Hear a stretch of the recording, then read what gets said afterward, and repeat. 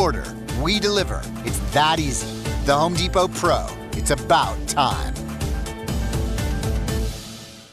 I'm Boomer Esiason. My mom died from cancer. She was only 37 years old. She didn't have life insurance, and that was devastating for my family. That's why having life insurance is so important to me. Ethos makes it fast and easy. Get a quote in seconds, apply in minutes, and get same-day coverage. You can get up to $3 million in coverage with no medical exam.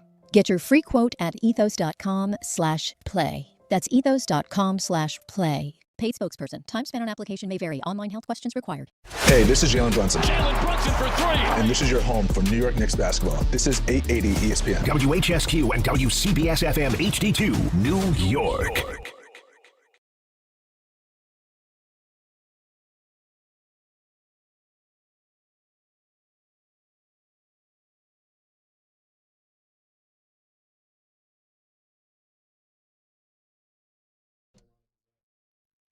That was a rough night if you're a Duke fan. You think?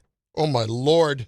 Bart Carlin, ESPN New York, and on the ESPN New York YouTube channel. It is Dan Grassa who is in for Bart this week, who is off on vacation in parts unknown and having quite the time if you check out his Instagram stories for certain. He is enjoying himself. Dan will be in with us next couple of days. 800-919-3776, 800-919-ESPN. There's so much to get to in relation to the Mets from their opening weekend, and certainly in relation to the Yankees, although not playing yesterday, which is just freaking bizarre the way the schedules are set up these days. Welcome to 2026, Major League Baseball. And I have to say, for the same dope that was sitting here last week saying, no big deal, Dan. Listen, they'll find the games if they want it. Took me about a good half hour yesterday to get the Met game just up on SNY for Pete's sake. But we'll get to all that. There is so much with the NFL, the owners' meetings. We have Aaron Glenn sound. We have so much to talk about the Giants. John Mara is apparently out at the owners' meetings. Which is good to see, yeah. Yeah, very good to see. Hopefully he's trending in the right direction from his health standpoint. All of it's there. We do have to start with what was just an absolutely ridiculous finish. And I know empathy is probably not the first word that would come to mind, or even sympathy when you think of me. You think of kind of a old curmudgeon punk. But this was... Old curmudgeon punk. I like that. Punk's not even the right word. Jerk. Yeah. Jerk.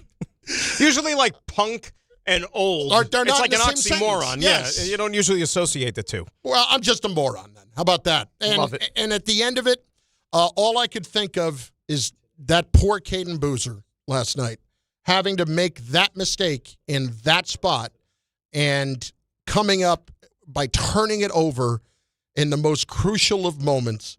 It was an absolutely crushing mistake to make, and then to have it end on a 35-footer. I don't know how that kid's going to sleep for a week. It's unbelievable. And, we were talking about it before the show. I mean, when you watch sports, I don't care what level it is. Obviously, you want excitement. You want unpredictability, all those things. That's why we keep watching, right? The unexpected reality theater, whatever it is. That's as good a finish, as thrilling an ending that you could possibly want. I was talking to John a little while ago, like, when that game went to half, right, and Duke was up 15, I was at home saying, game's over.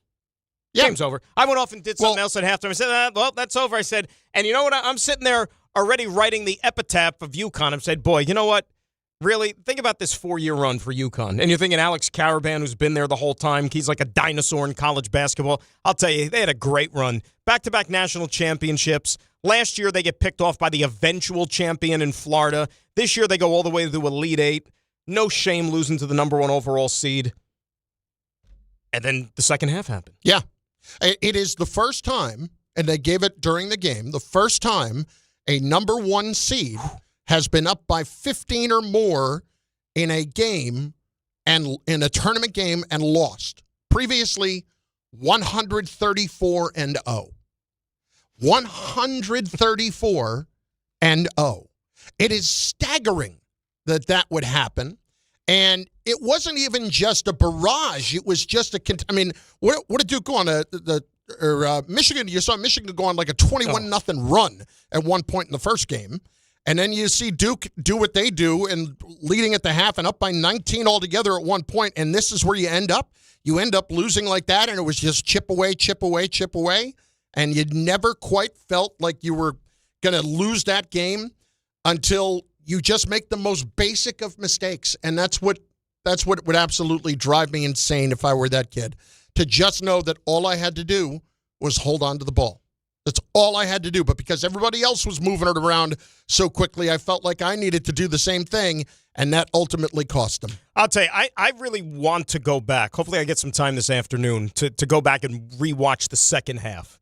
Because like you said, like, how did it even get to that point where you're inside of a minute left in the game and the outcome was suddenly in doubt? Like, how did that happen? You know, like, second half started, I was eating dinner. Like, you know, because I figured this, I had it on in the background, but I was eating dinner. I wasn't, like, locked in as if, like, every possession mattered.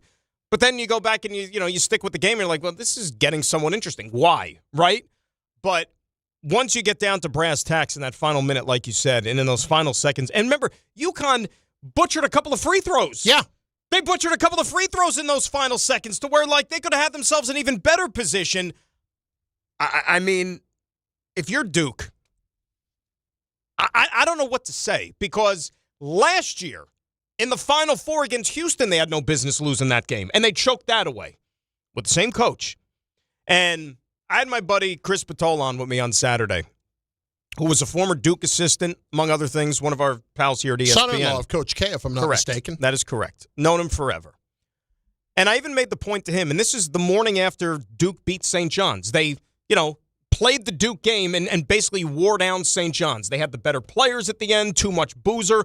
Proctor, the heroic acts that he gave you 3 weeks after foot surgery. And he said, you know what, there's no shame in losing to a better team. But, I even said to him, I said, John Shire, in sports, it's always tough being the guy that takes over for the guy. Yeah.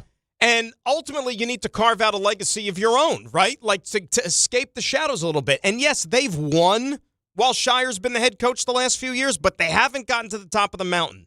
And when they beat St. John's the other day and line it up against that game with Duke, you get a 15-point lead at half. You're thinking, all right, you know what? This is Shire's moment. He's getting this team to back-to-back final, basically with a whole new starting five, by the way. Right? In this day and age, it was a whole new starting five from the Cooper Flagg and the Kneppels and the guys from last year. They're gone. And then to not be able to close the deal like that and to lose in that painstaking fashion, I mean, like, nothing's going to happen. But, I mean, how many more of these losses, if you're Duke, given that you have a standard? You're like the Yankees, right, of college basketball. How many more of these do you take before you wonder, we got the right guy?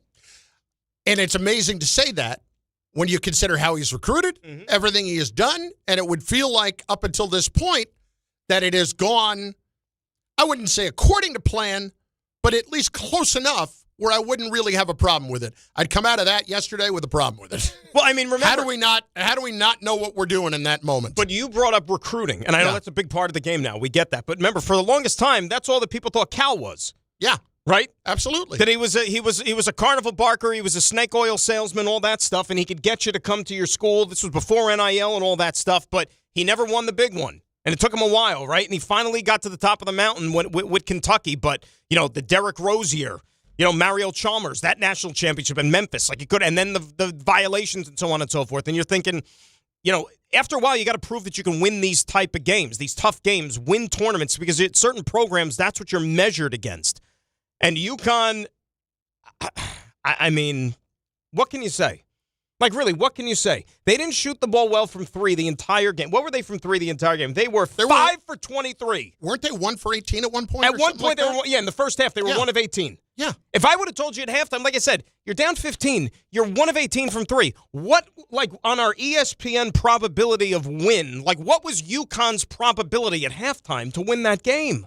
Minus. Probably 0.8. minus. Yes. Minus 0.8. Yeah. You know what I mean? Like, it might as well have been.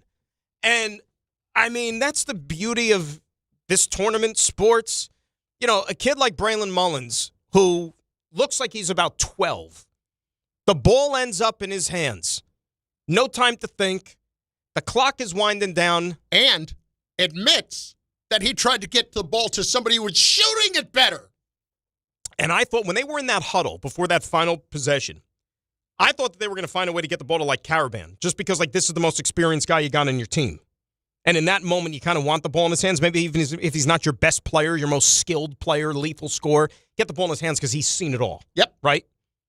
Had the ball, dished it off, and then you talk about not even a doubt. Like, not splash. Ball didn't even touch the rim. It couldn't have been more pure. Unbelievable. I screamed.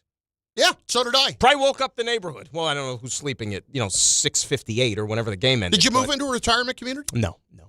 Okay. But there was scream. 55 plus? No, not there yet. But that's what sports is supposed to, the emotion's supposed to come out of you. Yeah, that's a great point. It was a visceral reaction of which I have not had in quite some time. All the viral reactions you saw on the internet and everything, that was you and me sitting on our couch in our living room or whatever, watching that thing unfold. Phone blowing up. When I thought of where this now ranks, I mean, Johnny Pickens comes in this morning and says that's the greatest ending to a college basketball game ever. I can't quite go there, but it certainly reminds me of some of the all-time screw-ups at the end of college basketball games. It reminds me of Chris Webber calling timeout. That's right. It reminds me of the guy from Georgetown throwing the ball right to James Worthy, thinking that was one of the Georgetown players at the end of the 82 championship. It reminds me of big-time screw-ups in those spots where you can't believe you made that kind of a mistake that led to losing the game. And I hate to put it in that sense. I don't put it as I don't put it with the Leitner shot just because of the aspect of the pass. I don't put it with the Chris Jenkins shot just because of the aspect of getting up the floor and just taking a shot in time. Not even, I'm giving the ball up. Holy crap, I'm getting it back. Boom. Like, I think this is better than the Chris Jenkins shot. It's up there.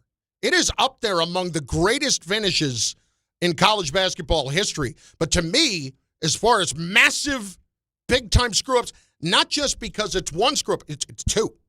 It's getting the ball and not holding it, but then not passing it high enough if you are going to pass it.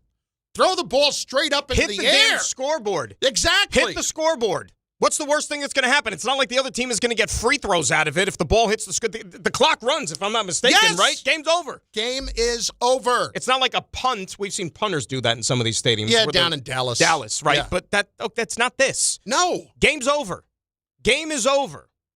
I mean, I'll ask it to you this way. And these are great conversations to have. Like, these are, because, I don't think there's a wrong answer. UConn win the game, Duke lose the game. Oh, Duke lost the game. UConn made the play when they needed to make the play. And UConn did enough to hang around the entire game. Duke lost the game. But see, here's how you could look at it from the other side of it, saying that, like, UConn won the game. I can give you the game on a silver platter, which essentially they did. Yeah. Still got to make the 35-footer. Yes, you do. And even though he had a great look, but it's not like he had a hand in his face. You still got to make the shot, and he drained it. Danny, I tell you what, if it was 5 years ago, if it was 10 years ago, I would absolutely say that UConn won it because it's the 35-footer. Right. Now, since the Steph Curry days, everybody hits it from logo. Everybody, like, it's not even like just it was an 18-year-old kid, though. You know what I mean? Understand, but, like, to me, that's not out of the realm of possibility, even though the kid hadn't hit anything all day. I think he was 0 for 4 from 3 himself before that. I absolutely would characterize this as Duke losing the game. I'll tell you what. Like, we were talking before the show, we were talking about the Leitner thing. And there were so many things that went into, like, you had to complete the pass, first of all, the clean catch, put the ball on the ground, turn, shot. But he let it go from the free throw line. Yeah, you know what I mean? But to me, that's not so much about the shot. It's about the pass. Right. And it's about the fact that it was a baseball pass that nobody got a hand on 3/4 of the court. This was a more impressive shot than Leitner's shot. So was Chris Jenkins' shot. Correct. Yeah. I mean, but like you said, the Leitner thing, it was more about what happened before he took the shot than even just the execution of the shot. Yes. It was like A, B, and C, and then C was the shot. You know what I mean? Just to get to that point. Just incredible. Incredible. And even I think, like I said, I got to go back and just, like, really watch it and zero. But, like, when the ball's intercepted like that, defensively from Duke, you're out on the court. you kind of lose your head a little bit. You know what I mean? Like that's why I think he got as open as he was. That maybe you're not even, like, I'm sure that they all took a peek at the clock, how much time is left, and maybe didn't key in on what their responsibility should have been, because remember, like, a half a second before that, they had the ball. Yeah. They had a play drawn up to where, okay, we're trying to get the ball and end this game. But here's what's funny about that. They were on Caravan immediately. They were right on Caravan. But not Mullins. Not Mullins. Not Mullins. Now, somebody clearly let that happen. Mm-hmm. In other words, somebody was in that moment of, holy crap, this is all going to you-know-what. I used to hear a coach say it, and I think you'll even know the coach would have said. He used to talk about being comfortable in chaos. And, like, UConn was very comfortable in that spot. Because they've been there. Because of Caravan, because of all that.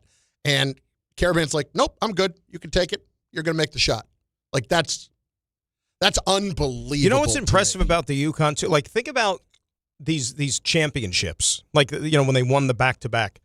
Definitely the second year. I don't remember the first one. Remember the second year, though? Like, every game they won but was by double digits. Like, it wasn't even close. Yeah, they were blowing guys out. Blowing teams. So it's like you could say, oh, they're used to these games. They're used to playing games in the tournament. Yeah. But not like white knucklers. No. You know what I'm saying?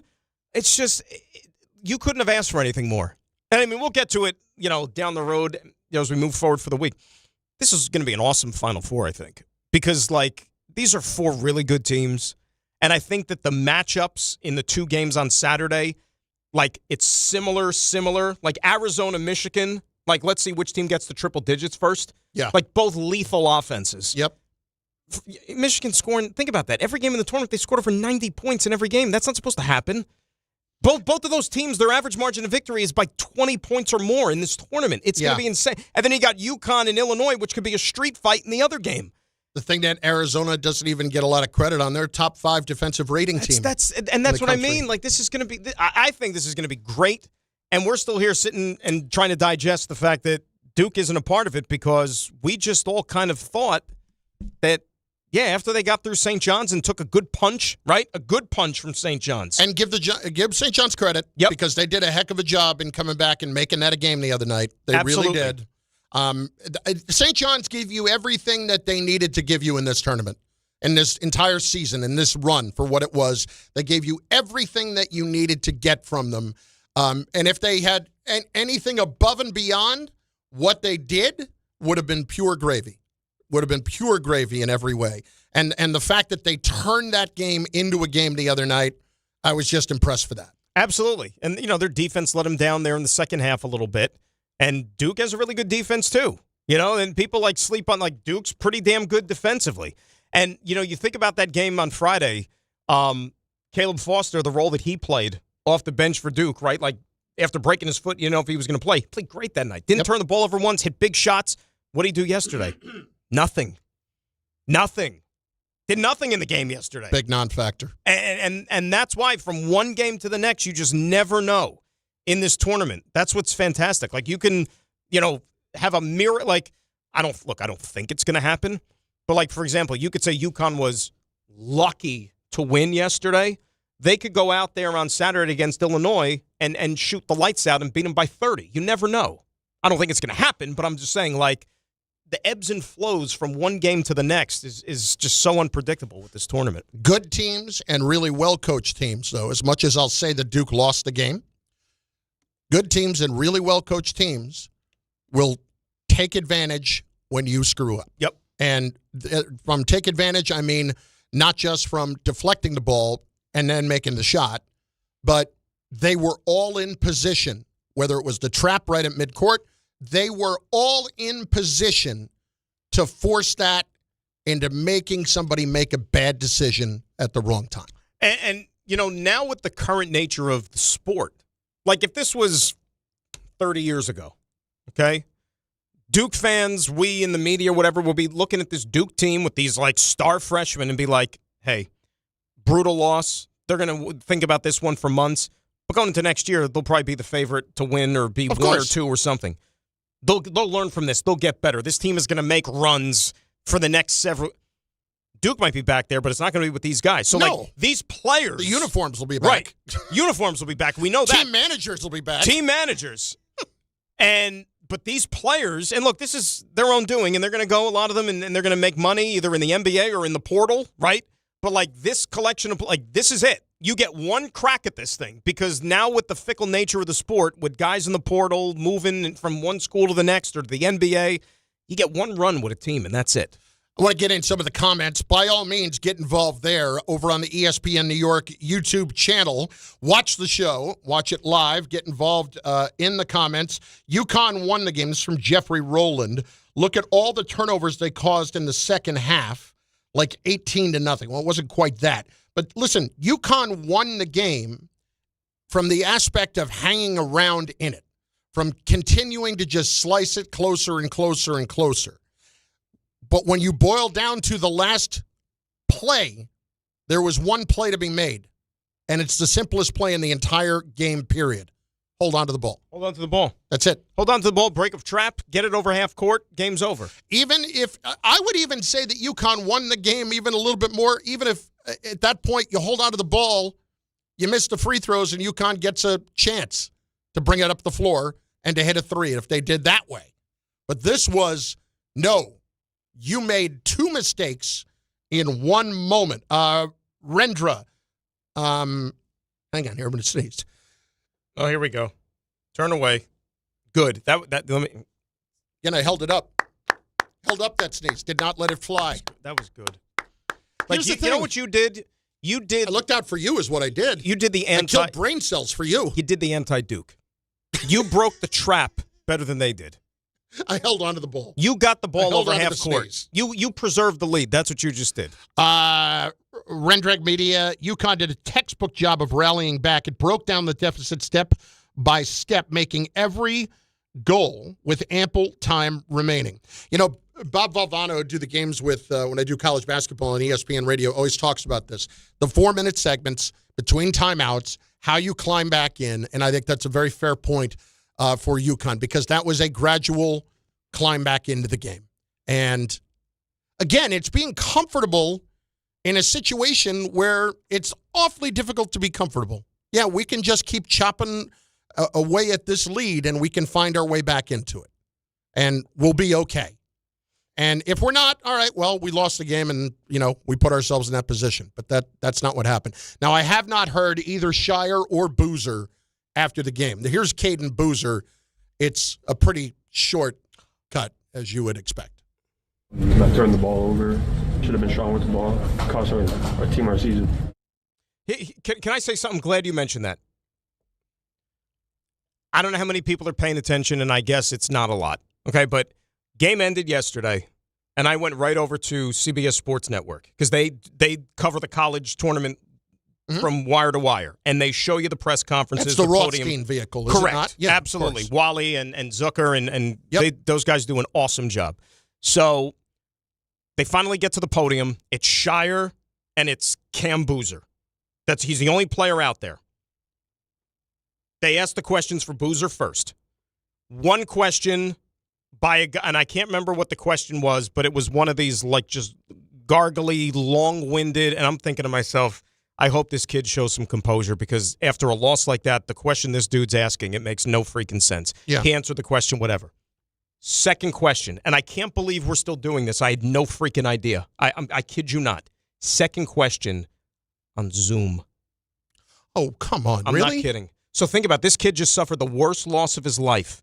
Question 2 from some guy on Zoom. And I can't remember where he was, what his name was, what his affiliation was. But the media director at the tournament yesterday said, okay, next question comes from we're going to have on Zoom.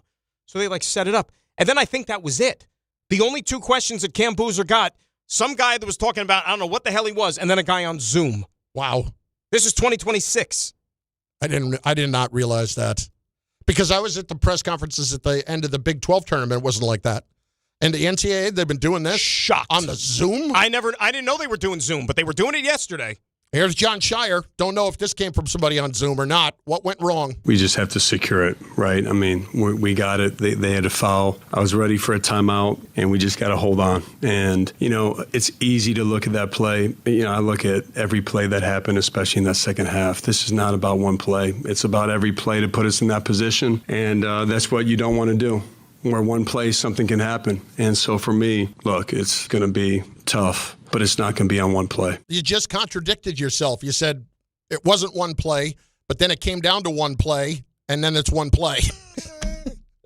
I get you don't want to pin it all on the kid, and you did let them back in the game, and there were a lot of things that led to that. Let me ask you a question. Ultimately, the game was in your hands. You're Duke, okay? Like, you're a Duke lifer, which neither one of us are, okay? So we don't know what it's like. You know, you eat, breathe, and sleep college basketball. The rivalry with North Carolina. What was a worse loss? Coach K's last game in the Final Four, losing to your bitter rival North Carolina ended Coach K. Yeah. They won the last game of the regular season at Cameron Indoor, his last ever game at Cameron. They beat him there, and they ended his career beating him in the Final Four. That loss to Carolina, or what happened yesterday? Yesterday. And I think about that, but the one to Carolina was in the Final Four already. Know. You know what I mean? I know. And it's a brutal scenario, but it's almost poetic. It's almost like this is the way it should be. That, yesterday, not the way it should be. Not the way it should be. And it's the guy following him trying to get to the Final Four. That's the other problem. Like, we've all, as fans, and you know, people could call in, of course, at 800-919-3776. We've all experienced gut-punching, like gut-busting, like can't-face-the-world losses. Yes. You know what I mean? Most of them probably in this town in pro sports, obviously, because it's a pro sports town. But that's as bad as you're going to get. You know, I'd be curious to know from people on that. Because the finality, too. Like, in a one-and-done format, the finality. Like, I said this the other day, like, talking about St. John's when, you know, they lost. You know, you build. You go into these games, like in this tournament, thinking nobody thinks they're going to lose. You go in thinking you're going to win. Right? So you're not prepared for the end when it happens. Pro sports, most cases, you're playing a series, except for like the NFL, but like you're playing a best of 5, best of 7. So you're like building towards the end. Like if you're down 3-1 going into that game, you're thinking, well, this could end tonight. You know, like you give yourself a heads. The one and done format, you don't go in thinking like this is going to be the end. No, so when it happens, you're just crushed. Yeah. You're crushed. I still cannot imagine living with that if you're Caden Boozer right now. I can't. It's woof. And you know what's amazing too? Like it just goes to show you. Remember UConn, their final game of the regular season this year? It maybe didn't get a lot of attention. Do you remember what they did their final game of the regular season before the Big East tournament? They beat No, they lost to somebody. Marquette. They lost to Marquette, who was dog poop this year. Yes, they were. They lost on at the road. Marquette. Yeah. Again, Shaka had a horrible team this year, and they lost to them. Now they're in the Final Four with as crazy and improbable a win as you're ever going to see. 800-919-3776, the YouTube channel. Get in on the chat. We'll incorporate you there. So where does this rank for you in college basketball endings? And I'd also be curious to know what those gut-wrenching losses are for you as a fan. I got one. I got a lot. I'm just talking in as we'll talk about it, but like in recent years, I got, and it might surprise you actually. 800-919-3776. Good Karma Brands is proud to be an equal opportunity employer, providing equal employment, development, and advancement opportunities to all teammates and applicants. To learn more about careers with us, please send an email to talentacquisition@goodkarmabrands.com. That's talentacquisition@goodkarmabrands.com. On the east side, heavy traffic northbound on the FDR Drive through 116th Street with a crash blocking the right lane. Southbounders, Harlem River Drive at 155th Street opposite the stadium. That's a broken out car in the center lane. Henry Hudson Parkway at the bridge. It's 2 lanes of construction work northbound. A couple of things on the Southern State Parkway. First at East Farmingdale, it's an accident by exit 34. It's on the side of the road. And the Southern State at North Merrick, it's a broken out car on the shoulder by Route 106.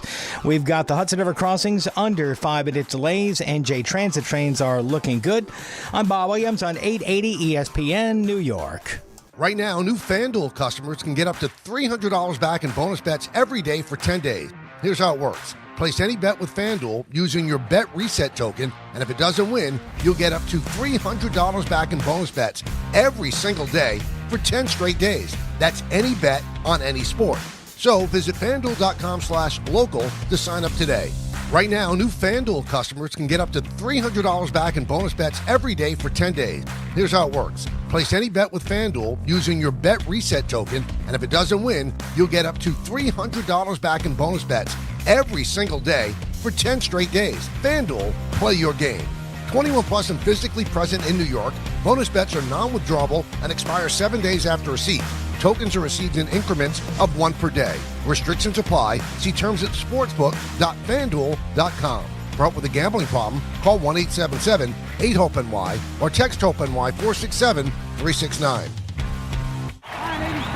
Everyone needs to take care of their mental health, even running back Bijan Robinson. When I'm on the field and feeling the pressure, I usually just take a deep breath. When I'm just breathing and seeing what's in front of me, everything just slows down. It just makes me feel great before I run the play. Just like Bijan, we all need a strong mental game on and off the field.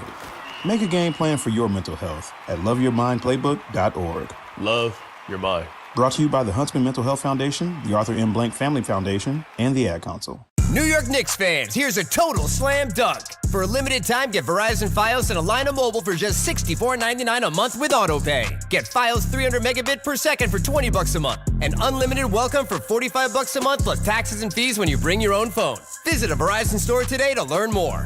For new Fios internet and mobile customers, discounts applied over 36 months. Mobile and home discount enrollment required. Additional terms apply. In times of congestion, unlimited 5G and 4G LTE may be temporarily slower than other traffic. Domestic data roaming at 2G speeds. Hey fans, come out to Yankee Stadium on Friday, April 17th when the Yankees host the Royals and be ready to receive a Yankees promotional giveaway that has become a fan favorite. It's Yankees Hockey Jersey Night, presented by StubHub. The first 18,000 guests in attendance will receive a Yankees hockey jersey. For tickets, log on to Yankees.com/tickets. Again, don't miss the Yankees and Royals for Yankees Hockey Jersey Night, presented by StubHub on Friday, April 17th. Visit Yankees.com/tickets today. Hi, this is John D'Agostino from D'Agostino & Associates, the injury firm. I've talked about how a construction accident took my father's leg. The heavy prosthetic he wore looked nothing like the high-tech limbs we have today. It was crude wood and metal, held together by bolts that dug into his skin and left painful ulcers. But the thing I remember about my dad is how he never complained. He put on his prosthetic leg and he went to work. He coached my baseball teams, danced, sang karaoke, and even loved to travel. He may have limped, but he always held his head up high and he lived with dignity. At D'Agostino & Associates, I spent over 35 years building a law firm that helps accident victims and those in need of their Social Security disability benefits. We fight till our clients get the money and dignity they deserve. So call us today at 1-800-BITE-BACK. That's 1-800-248-3222. We have offices throughout New York and New Jersey. So don't tell me personal injuries aren't personal. I know what they can cost a family. I've been there, and I'll be there for you. D'Agostino Law. Bite back. Running a business means wearing multiple hats. So if you're like me, you probably started out using your personal phone, taking client calls and texts nonstop. As my business grew, I needed something smarter. That's when I switched to Quo, the #1 business phone system. Quo works right on your phone or computer. No carrying 2 phones, no clunky landline, just one easy app you can try for free. Your team can share one number and handle calls and texts together like a shared inbox. Any teammate can jump into the conversation so customers get faster responses. And Quo's AI assistant summarizes your calls and responds to customers 24/7, so you never miss a lead or opportunity. All this starts at just $15 a month. That's basically 2 coffees. You can even keep your current business phone number. Find out why 90,000 businesses trust Quo. No missed calls, no missed customers. Try Quo for free at quo.com/sports. That's quo.com/sports to try Quo free. QUO.com/SPORTS. Programming alert. Programming alert. I think this affects you. I'm on the air. It's okay. Don't worry. Yeah. Yell programming alert. We have no thing. I think it affects you. I turned it down. Sorry. Oh, you turned it down. You were too engrossed in conversation about your New York Rangers logistics. Hey, Speaking of which. 2 in a row, by the way. Hey, finish strong. Hey. Close it out in a big way, boys. Gotta Get do it, that baby. momentum. Got to do it. ESPN New York programming alert. Tomorrow night's Rangers-Devils game can only be heard on the ESPN New York app, so do not miss any of the Blue Shirts action against their Cross River rival. Download the ESPN New York app today so you are ready for tomorrow's 7 p.m. puck drop. It's New York Rangers hockey, and it's only on the ESPN New York app. 800-919-3776, 800-919-ESPN. I will go right here to our guy David in Elizabeth. It's not related to the game yesterday, but I do want to hear about Saturday. David, what's up, brother? How are you? What's going on, Dan? What's going on, Chef? How are you? Good, Dave. Awesome. Hey, Chef, I don't view you as a curmudgeon. I view you as a guy as get off my lawn, but I love it, man. That's who you are. I don't even want to be that guy. I don't want to be. Isn't a curmudgeon a get off my lawn guy? Isn't it the same thing? It's the same thing, yeah. You can't have one and not the other. It definitely is. I just try to make it sound smooth. See, if I were to listen to some of the others, thanks a lot. If I were to listen to some of the others, like I would think I'm less of that than maybe Don, maybe sometimes Hahn. I don't know. Certainly less than Dave. I'd like to think that. Maybe I'm wrong. I don't know. I'm that guy. I'm not apologizing for it either. I don't care. I'm really not, Dave, because some people need to be, checked in line. You know what I'm saying, Dave? Nah, most definitely, Dan, and this is why we love you. And this is why, we rep both organizations. And, Jeff, before I get into this Mets point, we need one from you. Everybody just calm down, please. Yes, we definitely need a few of those from you. If you're getting upset about Bo Bichette, just calm down, okay? Everybody calm down. Please. I was there Saturday. He was making some great defensive throws. I really like where the team is at. I think he's going to probably start off like Lindor a little bit, probably start off slow. And, after 12 games, I promise you, everybody's going to be, praising him and bigging him up the way they're supposed to. Dave, what did I say? I really like this team. What did I say at the beginning of the season, or just last week, whatever, about Bo Bichette? And you throw it back in my face in September if it doesn't come true. Bo Bichette, if he's healthy, top 10 finish in the NL MVP. Most definitely. And you know what's so crazy, Dan? It's like every pitch they throw at him, he could at least hit it, even if it's foul ball or it's not fair. Like, he's still getting after it. And I love how this team makes contact. And I think that's what's going to make us dangerous once the bats get warm, man. It was real gorgeous, quick, man. Yeah, tell me about Saturday, because and you were there watching that game, listening to that game, because I was out and about for a little bit of it. I must have said a million times, God bless anybody that would, and especially then it goes into extra innings, that would go out there and sit in that, because we've all been at games like that or anywhere where it's that cold, you think it's spring and it's not. That was brutal. And Chris, that's not hitting conditions that are conducive to going out there and putting up, a bunch of runs. No. That is awful. Oh yeah. You know what's so crazy? I've seen some of the Jet Met fans that were there as well, and we were all laughing, saying like, this feels like MetLife. And we're like, yeah, it really does. And what was crazy is I got there early and I got the ring. Oh, man, it was beautiful, man. Is it a nice ring? You got a nice ring? Oh, yeah, man. It's beautiful, man. That ring has sentimental value because I was born in 86. So, like, this meant a lot to me. And I got it, and it was beautiful, man. Well, let me ask you a question about the ring. So, obviously, it's a replica 86 championship ring. Will there ever come a time where you feel compelled to wear it out any place? No, I have a replica Jets ring, too. I'm going to put both of them next to each other. Well, that one's probably in the Smithsonian or something, as long as that's been. Mine's is clean, Dan. Mine's is clean. If you want, I could tomorrow wear all of my Rutgers bowl rings. I can't believe they do bowl. Well, I know they do, but I just can't believe they do bowl rings. Like 07 International Bowl. That's a beaut. I got a bunch of them. What about that St. Petersburg Bowl? I've got that. Ray Rice ran over Ball State like there was no tomorrow. No, that was the International Bowl. Oh, that was the International Bowl. Yes. My bad. 290 yards or something absurd. Anyway, listen, when it comes to, this is my biggest problem in the Northeast, and I was so tempted this weekend to go to, one of the games this weekend, either in Philly because of Texas or at Citi Field. I just cannot bring myself to sit in that cold. No. Like, the fact that it was 75 on opening day was fantastic for everybody, and I'm glad that it was. But the April game, especially the April midweek night game, is particularly difficult. I'll give people credit because they showed up there on Saturday. The crowd looked like it was pretty good, at least. But I don't know. Here's the thing, too, that I have a problem. And this bothers me kind of just because, it breaks long-standing tradition. And I give the Yankees credit for this. You notice Saturday day game home games. Yeah. Yankees play 1 o'clock games. Unless it's a national TV game and it gets plucked tonight or something, whatever. But they play 1 o'clock. Mets always used to play 1 o'clock Saturday home games. Yep.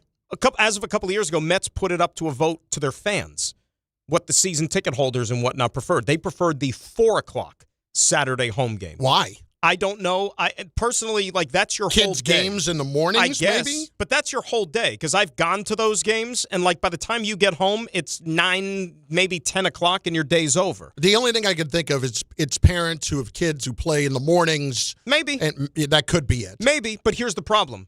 You know what? Be a little flexible. Like yesterday, Saturday, and you didn't know what the weather was going to be like. Remember, it was 80 degrees 2 days before that. But but there's a good bet that in April, it's going to be cold. And in this case, March. In March. Right? Yeah, I keep forgetting we're not even in April. Can we play the game at 1 o'clock? I mean, I know it was still brisk, but you at least had more sun covering the stadium and the field at 1 o'clock as opposed to 4 o'clock. When you are sitting at a 4 o'clock game and you are in the sun and then you go into the shadow, it has such a massive, massive difference on you, whether it's hot or whether it's freezing. Let me tell you, and I know that stadium now pretty well, that at 4 o'clock, and you watched it on Saturday, by the time that game started at 4 o'clock, home plate was in the shadows. Yep. Half the stadium was already in the shadows because you looked at behind third base, whatever it was, everybody sitting on the left field line, they were freezing their you-know-what off. They all had hoods and hats because there was no sun, and the wind was whipping. It was freezing. So what happened or didn't happen offensively on Saturday, I know these are major leaguers. They get paid a lot of money. But by God, that is not baseball weather, and that ain't weather conducive to hitting. I'm sorry. You ever stop at Jackson Hole on your way home? You familiar with where Jackson Hole is? Diner? Yeah. No. There's a Jackson Hole diner right there. At least I think it's still there. That is right off of the Grand Central Parkway. I know exactly what it is. And it is the one from Goodfellas. It is the one? The one that was called the Airline Diner in Goodfellas. That's that Jackson Hole diner. You get it to go. Wait, they didn't film that there. Yeah, they did. Couple of parts. The one in the Grand Central at that diner? Couple of parts of it, yeah. Get out of here. Yeah. And if you look at it, you go back and watch Goodfellas, it says Airline Diner, and it wasn't Jackson Hole back then when it was Goodfellas, but it was still a diner. And yeah, that's it. And the burgers, oh my God. I think that scene in particular, they pointed out a lot, like the way Scorsese filmed that shot. Like it almost like the scene moves without the camera moving. It was like something intricate they did with the camera. It makes it look like very artistically. Yeah. There's genius. like two different spots where they did shoot it in that place. I didn't know that. Yeah. But I'm very aware of it, and every time I drive by it, I'm like, oh, Jackson. So the to-go option, you think, is... Here's what I'm going to tell you. Because I don't... Look, here's the thing, and here's what would sway you from doing such a thing. Yeah. Parking always looks a little tight. It's a little tight, but if you order it to go, now you can't eat it in the car. No. So you got to hike before you got to get home and warm it up. I used to live in Astoria, so that wasn't a problem. Is it going to survive? That's the thing. No, it will. It will. It is a thick burger. That is a good 2-inch thick burger. But what is it doing? What kind of damage is that doing to the bun? I don't want a soggy bun by the time I get home. You got to ask for it to be cooked a certain way. Are we talking fries too? Because the fries could get soggy. Here's with the deal on the fries. That's easy enough. And this was always what I do in any circumstance of ordering fries out. And if you don't do this, you're a chump. You always have to order the fries well done. You tell them on the phone, I want them burned. Burned to a crisp. Burned beyond recognition. I want them burned. Because they're never actually going to burn them. Right. But they'll make sure that they're plenty crispy. And when they're not crispy, soggy fries suck. No, you can't eat them. No. You can't eat them at all. No. At all. And so Jackson Hole in particular, because of the juices from the burger, yeah, absolutely. Ray, remember that time, remember a couple of years back, the London game? I think it was like in 21 or something like that. Like when we had the Jets-London game. And it was like very super early in the morning. Like I we had remember to that. schlep in and do the game. So that day I picked up breakfast sandwiches for everybody, and brought them in so we could have breakfast before the game or whatever. I had a horrible time finding parking that day. So I'm like circling the neighborhood forever. So the sandwiches are sitting there. By the time I got upstairs, finally gave out all the sandwiches, the heat, the condensation Basically, all the sandwiches were soggy. Ruined. Sorry. I didn't sleep for weeks. Did you think about investing in one of those heat bags for next time? No. Is that going to make much of a difference? I feel like it might. I don't know. Because they're individually wrapped, though. That's the thing. Like, would that have played a big part in it or no? I can't speak for sure, but I think it would have a positive It may impact. limit the condensation. That would be my thought. Because that's the goal. I mean, that's what we want. Because you see people with those, limited. people who bring in their lunches, it has like that foil liner inside. I would feel like a small bag. I would feel like you could do that. Yeah. But I don't know. Lot to chew on right there. But that's interesting, though, the Jackson Hole thing. I've never... Next time you go to Citi Field, on the way home, or listen, I would not stop and eat there because it's going to be jammed. Yeah, that's... And the parking is a disaster. But you can park outside to pick it up to go. Flashing lights situation? Like maybe a double park? Hey, I'm just picking it up to... Absolutely. Absolutely. Is that a 24-hour vehicle? No, I don't believe so. Interesting. I don't believe so. Right there on, is that technically Northern Boulevard? I think it might be. I don't know if it's Northern Boulevard. It's Astoria Boulevard. Astoria Boulevard. There you go. I loved living in Astoria. Astoria was great. A friend of mine told me, I think you know who he is, too. Astoria has a lot of great restaurants. Oh, that's right. Bart Carlin, ESPN New York. This is the Michael K. Show. What have we become as fans? What have we become as an industry? That we're going to lock in on Aaron Judge having a bad opening day, and that's going to be the narrative? If this is the sandbox we play in right now, I don't want to play in the sandbox. I'm not going to be somebody who overreacts to nonsense like this. If Aaron Judge deserves to be ripped, I'll rip him. But you're going to rip a guy and create a continuing narrative that he doesn't come through in big situations. For what? Because he was 0 for 5 on opening night? The Michael K. Show. Weekdays at 1 on ESPN New York and streaming live on YouTube. Tonight on SNY, Francisco Lindor and the Mets head west to open their series against the Cardinals in St. Louis. Coverage begins with Mets pregame tonight at 7 p.m. on SNY and streaming live on the MLB app.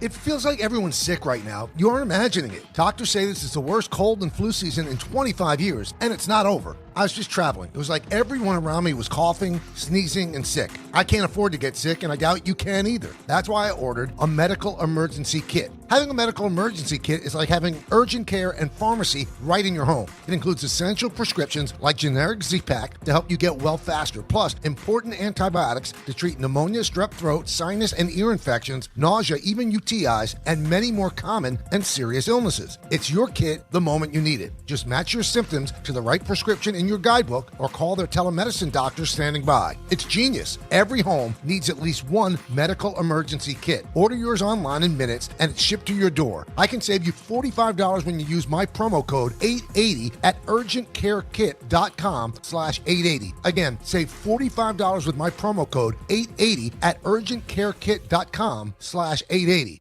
Life is motion, but for Jaime, debilitating pain in both hips brought everything, including family time, to a halt. Every doctor told me the same thing. They would do one hip at a time. At White Plains Hospital, Dr. Jacob Totka's unique expertise provided an alternate approach by replacing both of Jaime's hips on the same day. In just 2 hours, I got 2 new hips, and I went home that day. White Plains Hospital, among the best hospitals anywhere that just so happens to be here. A member of the Montefiore Health System. This is Rick Brunson, the assistant coach from the New York Knicks. I'll be driving to our games this season in style in my new Jeep Gladiator from Princeton Jeep. My friends at Princeton Jeep gave me all-star treatment, and you can expect the same thing. Just mention I sent you, and they'll treat you like family. Princeton Jeep has tons of inventory and great deals on new vehicles. Visit Princeton Jeep at 1045 State Road in Princeton, New Jersey, or online at PrincetonJeeps.com and tell them Rick Brunson sent you. Gold prices are soaring and silver is near an all-time high. If you've got gold or silver just laying around and you want top dollar, then go to the Estates Roadshow this Friday through Tuesday at TMT Cash for Gold in Old Bridge. For info, go to tmtcashforgold.com. This college basketball tournament moment is brought to you by Marriott Bonvoy. Connecticut has won the Big East championship. championship. Fresh off winning 5 games in 5 days to win the 2011 Big East tournament, the UConn Huskies enter the NCAA tournament as the 3 seed in the West, including a 36-point performance by Kemba Walker in the Sweet 16. The run to the Huskies' 3rd national championship was one of the most remarkable postseason runs in college basketball history. Marriott Bonvoy, where game day checks in. Evan Cohen here. Game day brings the excitement. Your stay should feel just as memorable. With Marriott Bonvoy, official hotel partner of the NCAA and U.S. Soccer, you're connected to a portfolio of brands designed for how you travel. Some offer complimentary breakfast, others give you room to spread out, space to stay productive, or extended stay comforts. So whether you're a traveling fan or part of the team, Marriott Bonvoy celebrates the moments that live on before and after the game. Marriott Bonvoy, where game day checks in. NBA fans don't just watch the game, they live it. So stream like you're courtside with NBA League Pass, your ticket to all the action. Watch your favorite team shine and catch the league's brightest stars and rising stars at the same time with multi-view on your favorite devices. From the plays you can't believe to the most live games and the drama that comes with them. If it happens on the court, it's happening on NBA League Pass. Only select out-of-market games available. Blackout restrictions apply. Additional charges and other conditions may apply. Visit NBA.com/subscriber agreement for full terms and conditions.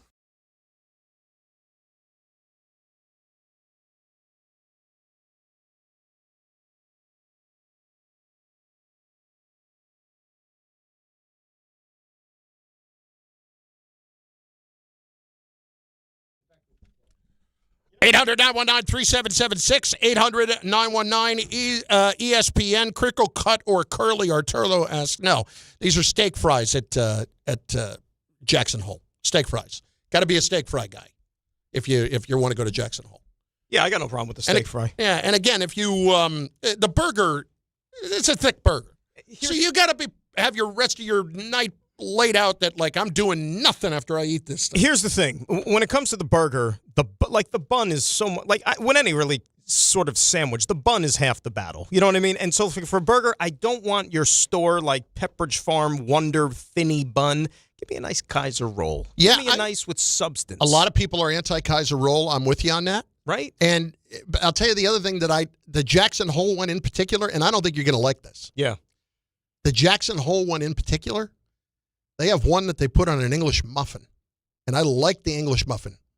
On the Jackson Hole burger, but not on the other ones. Not on anything else. There was you're familiar with the downtown Morristown. Yeah. Okay. Great spot. Years ago, can't remember the name of the spot. We went to one night before a show at the Morristown Theater there. Ordered a burger. It came on an English muffin. First time I ever had that. Yeah. Didn't mind it. Thought it was creative. Yeah. It wasn't. I mean, I don't know if it's something I would yearn for, but it wasn't bad. That's the only place that I would ever order that from. Wasn't the Office. That's not. No. This was not like a chain. It was one of these. And it wasn't it wasn't Mars Plains or Arthur's. Marstown. Yes. The Arthur's is renowned for the Mayo Performing Arts Center. It was kind of like a few doors down from that. I can't remember the name. I'll find out. I'll find it for you. Please do. Good spot. I'd go back. I haven't. I haven't been to hanging out in Morristown since my 20s. The Roaring 20s. You could call it that.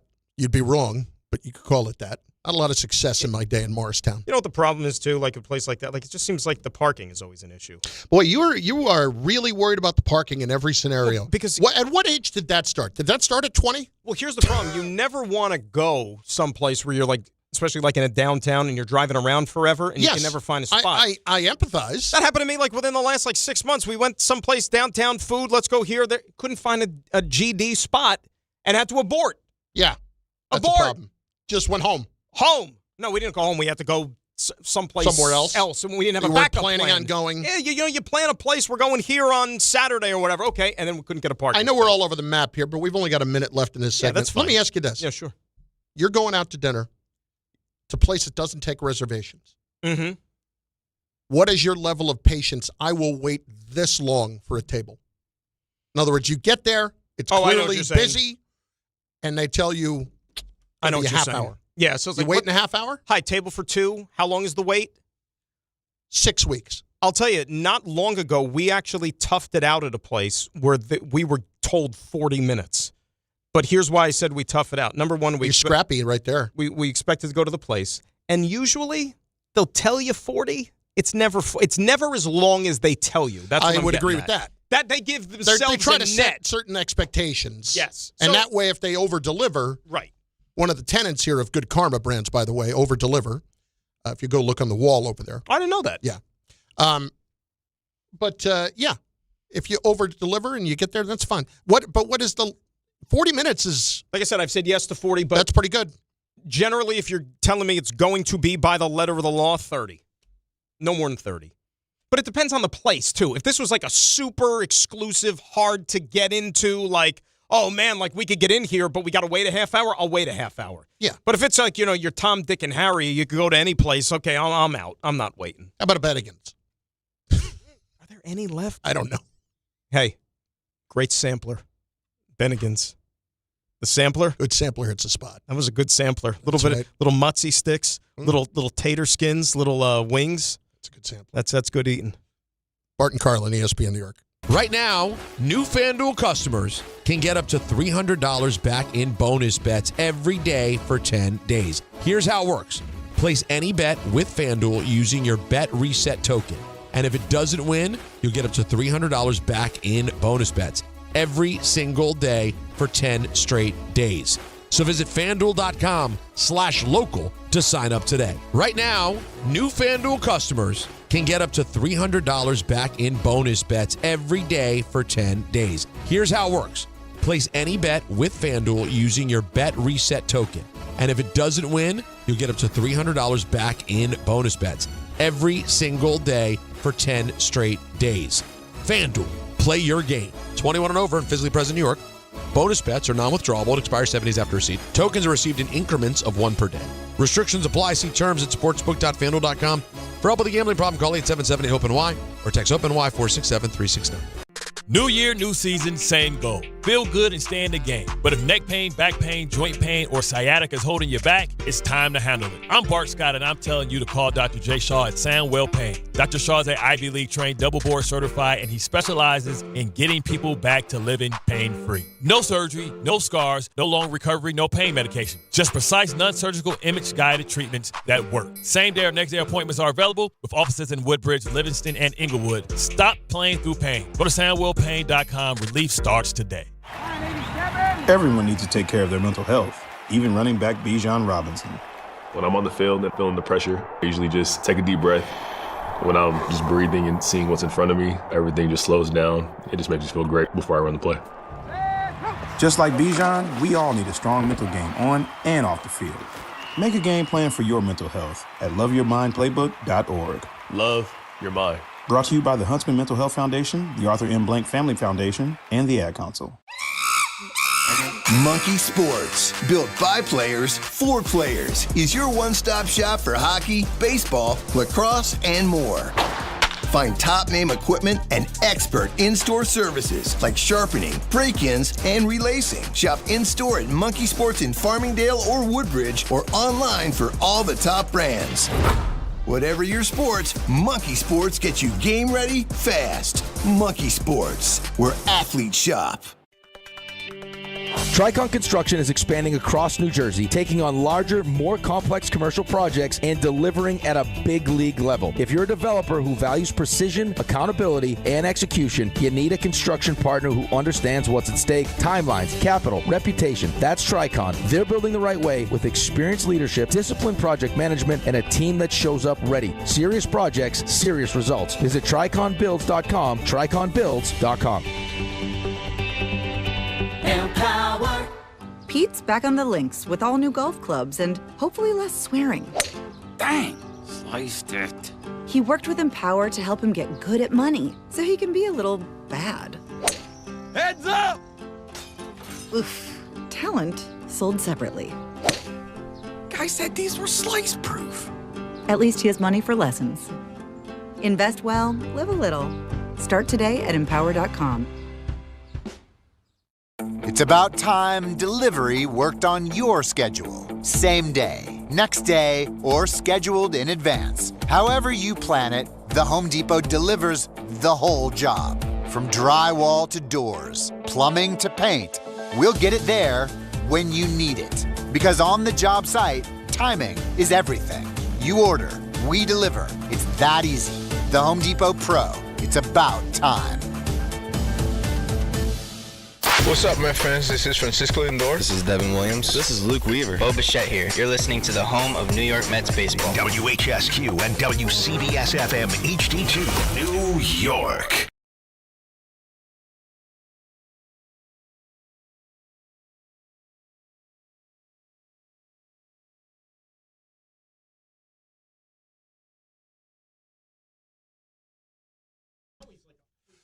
Bart and Carlin, ESPN New York. Dan Grossa in for Bart, 800-919-3776. Did not give the worst losses of all time. We'll get to the Mets here and the Yankees. I'm sure they have a couple entries in that discussion.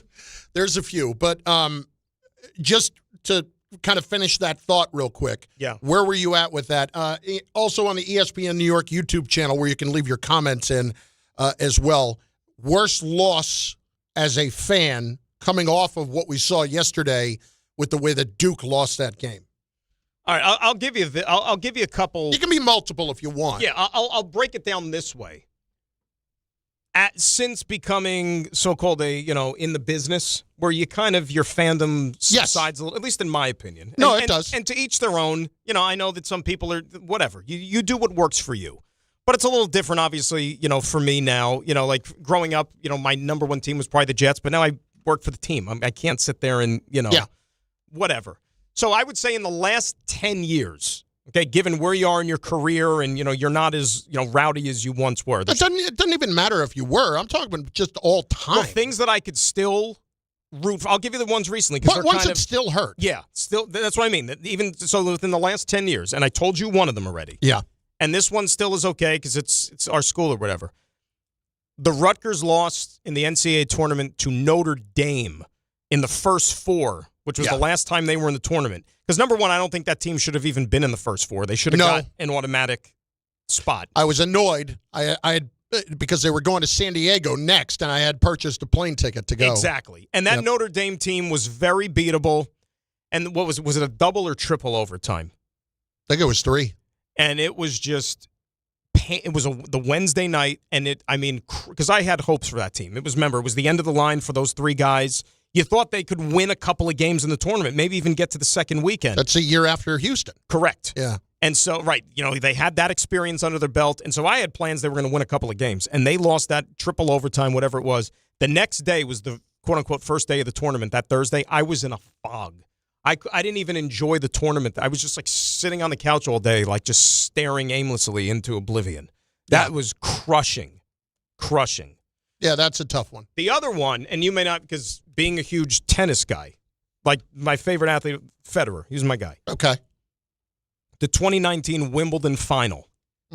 That was, like the late career. The end of the line for Federer, basically. The late career resurgence, and it was Wimbledon against Djokovic.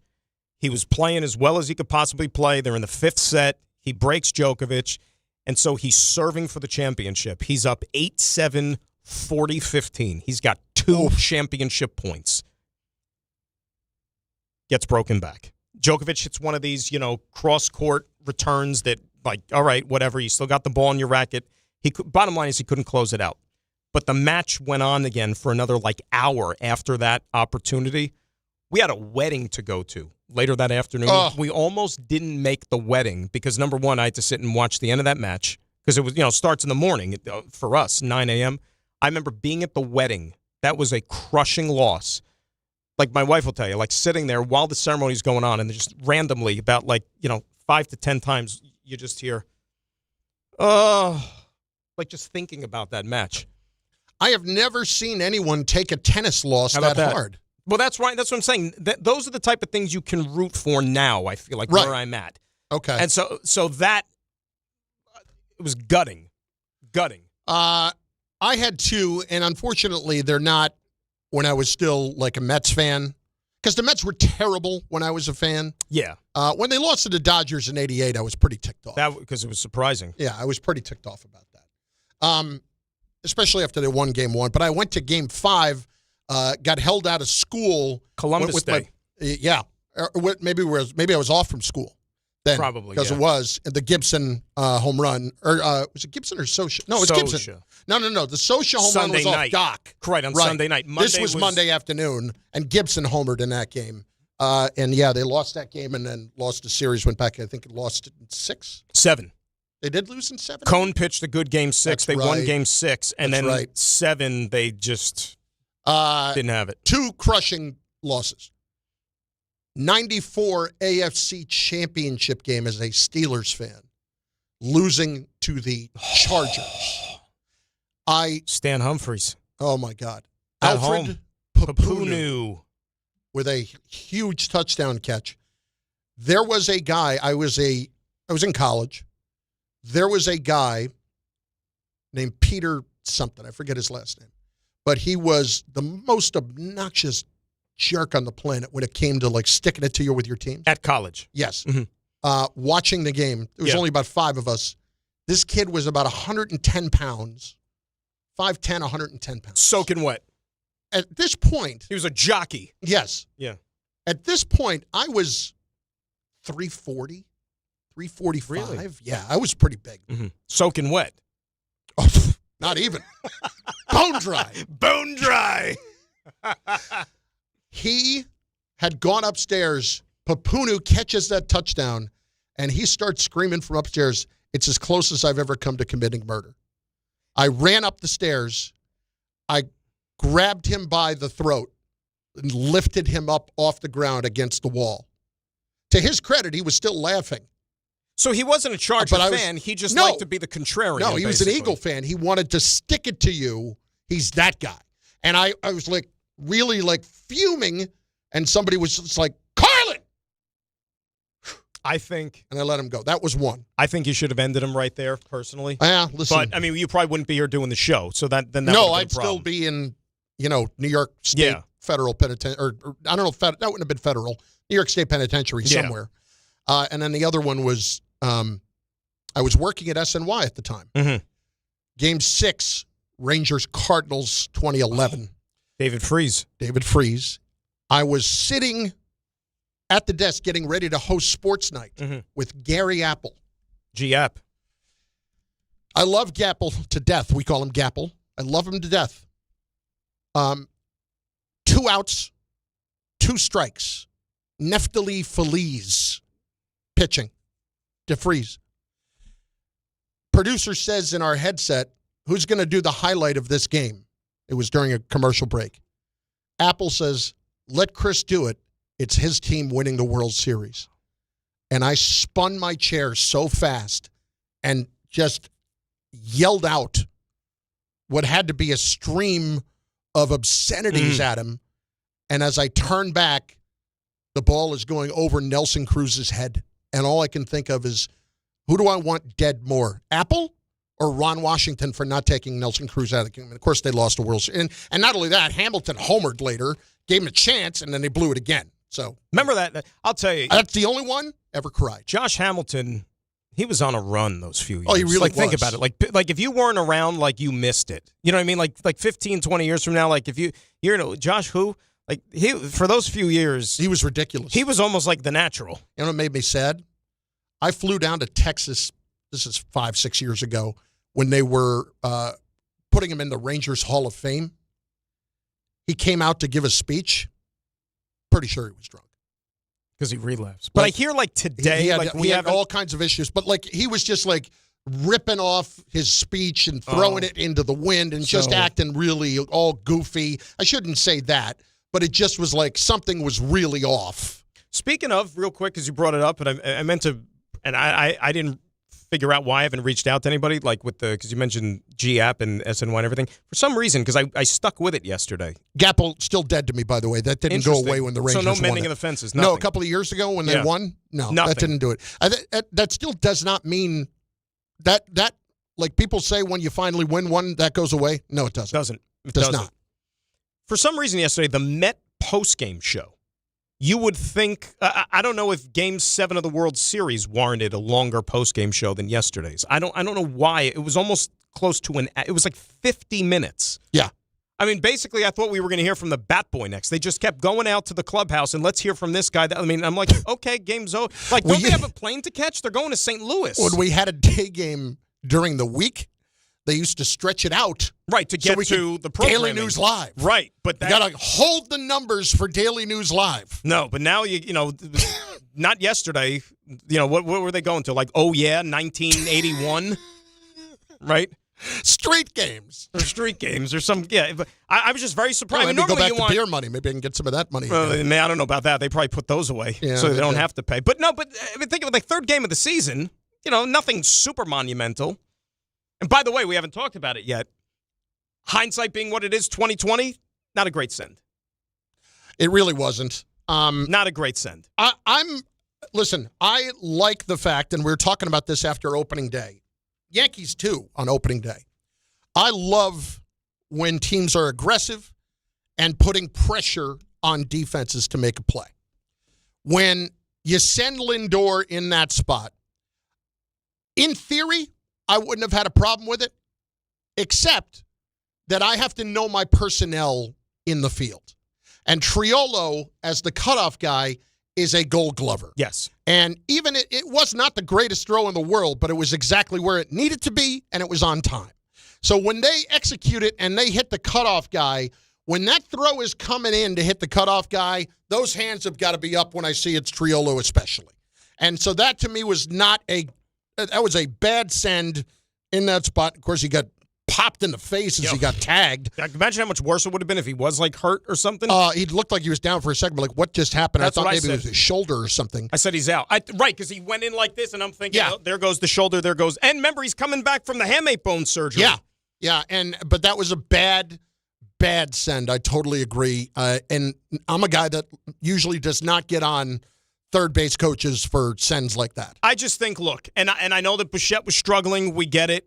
But you've got, if you would have held him at third, you would have had second and third, nobody out with 3, 4, 5 coming up. Yep. I would have taken my chances because, yes, I get it. At the very least, somebody's getting a fly ball. Somebody's getting a fly ball, and you're going to tie the game. It wasn't as bad to hit as it was on Saturday. It wasn't as bad in terms of the conditions. It wasn't anywhere near as bad.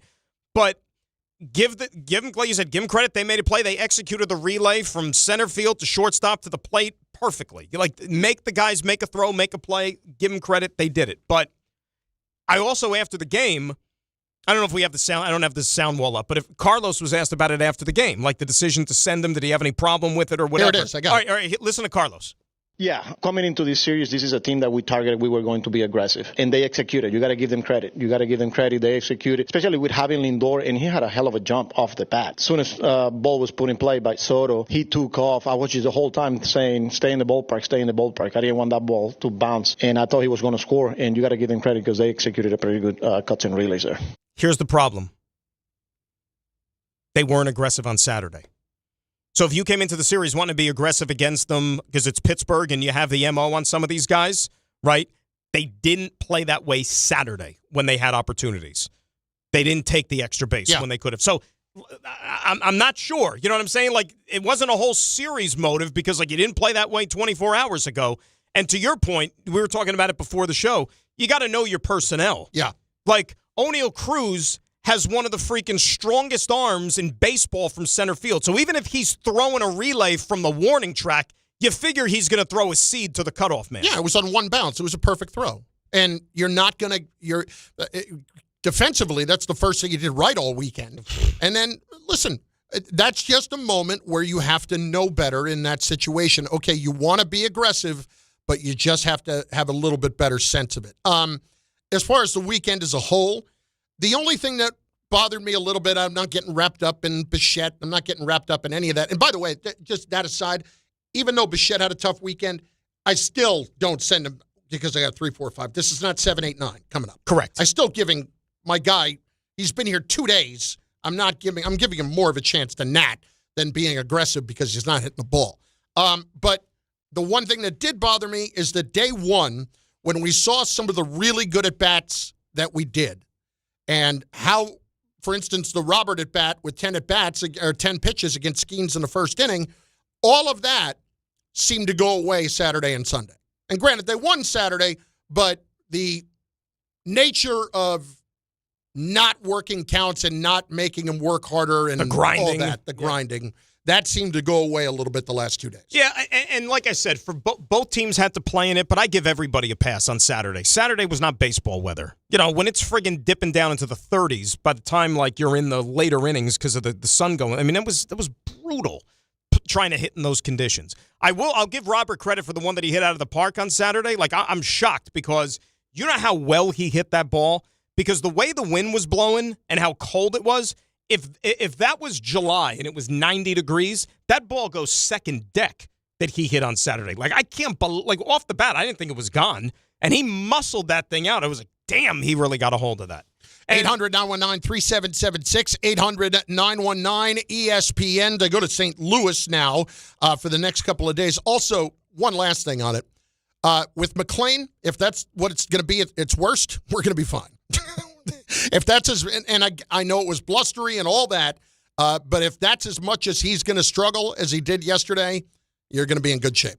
From what my impressions of McLean yesterday, he's got such a vast repertoire. He's got a 6-pitch mix, okay? And he's even been as guilty of this. I remember he had a start last year. Maybe it was the one at Wrigley Field in September. I can't remember. But, like, sometimes he's his own worst enemy because he doesn't trust his stuff, believe it or not, as much as maybe he should for as good as he is, and he tinkers a lot. Yeah. But yesterday, I think it wasn't balmy yesterday, right? It was still a little tough gripping the baseball.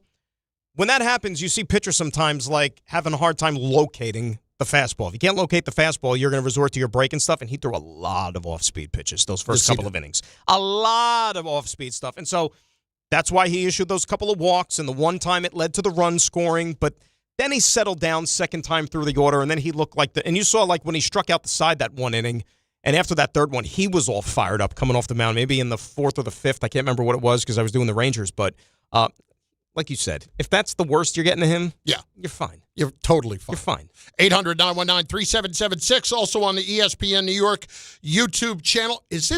I have not heard from this guy in forever, and I'm glad he called in. Is this Marvin? Oh, yeah. Look, let me tell you something. I'm on my way to the gym. You know, I'm retired military now. But, Chris, you got a lot of nerve talking about cold weather. Dan, do you know where he went to college? What's that? Do you know where Chris went to college? He went to college in Pennsylvania, didn't he? No, I went to upstate New He York. went to college in Harbaugh, upstate. Yeah. Froze my ass off there. In the shadow of Fort Drum, which is freezing right now. So, hey, Marv, was it cold on Saturday or what? We talked on Saturday. Was it cold? Yes, it was. Yes, it was. I expect. All right, first of all, we got to go back a second. Hang on.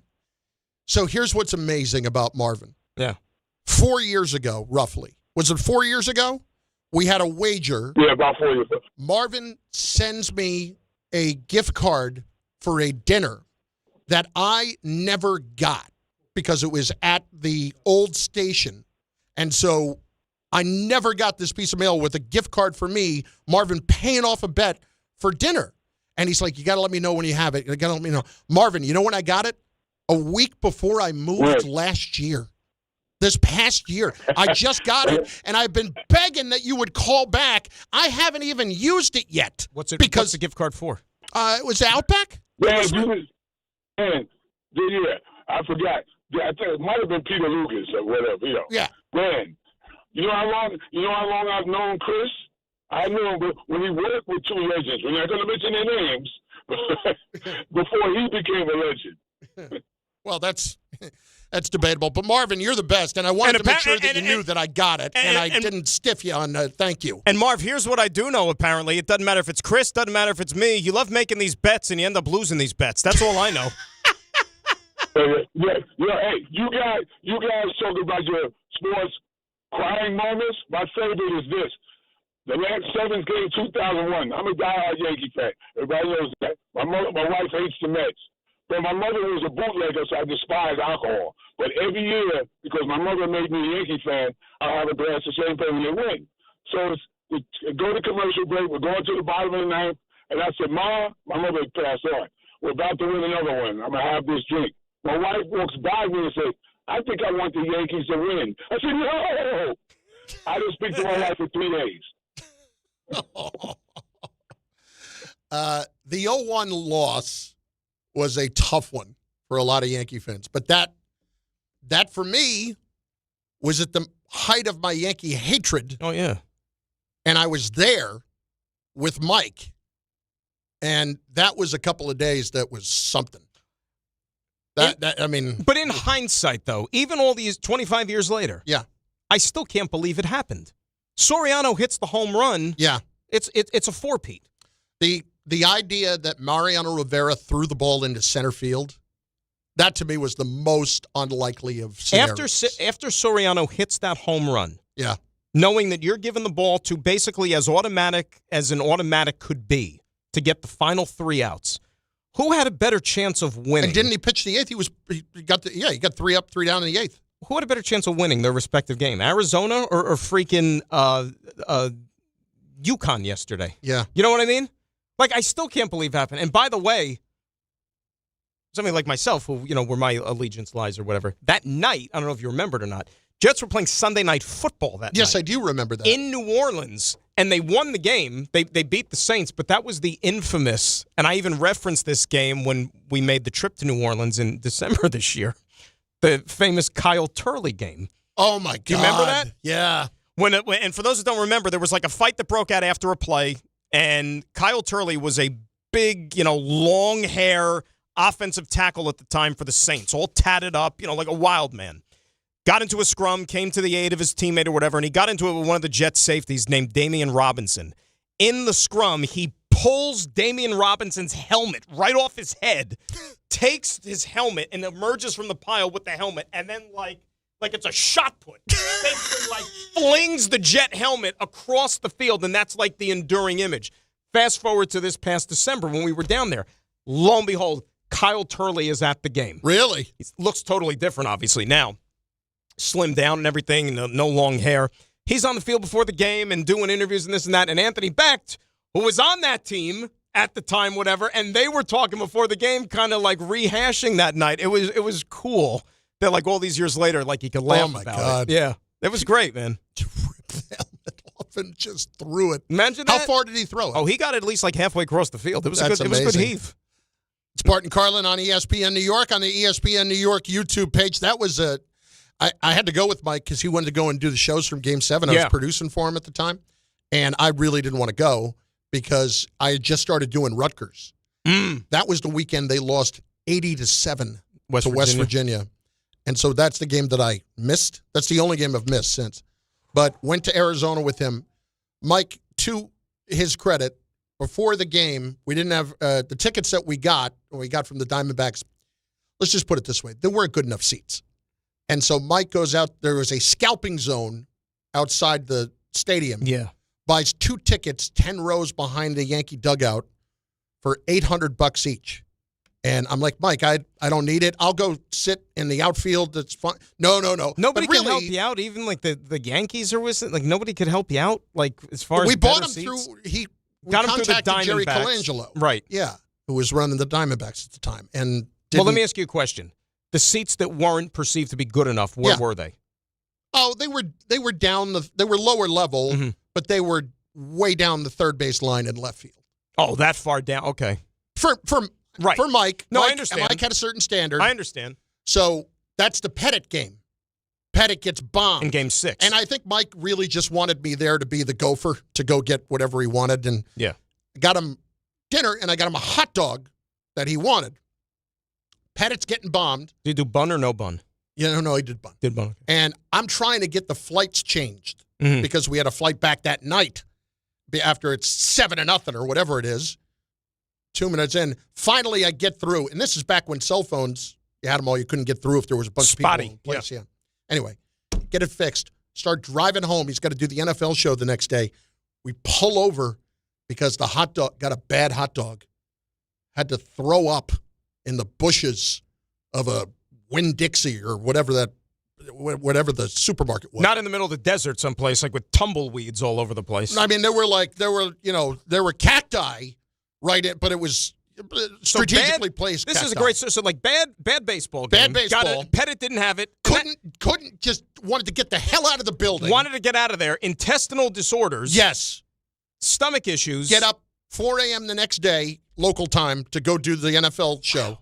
Then go to the game that night, Game 7, says to me, "You're bad luck. You're not sitting with me." I'm like, okay, that's fine. So he gets his tickets. I sit with Sweeney in the outfield.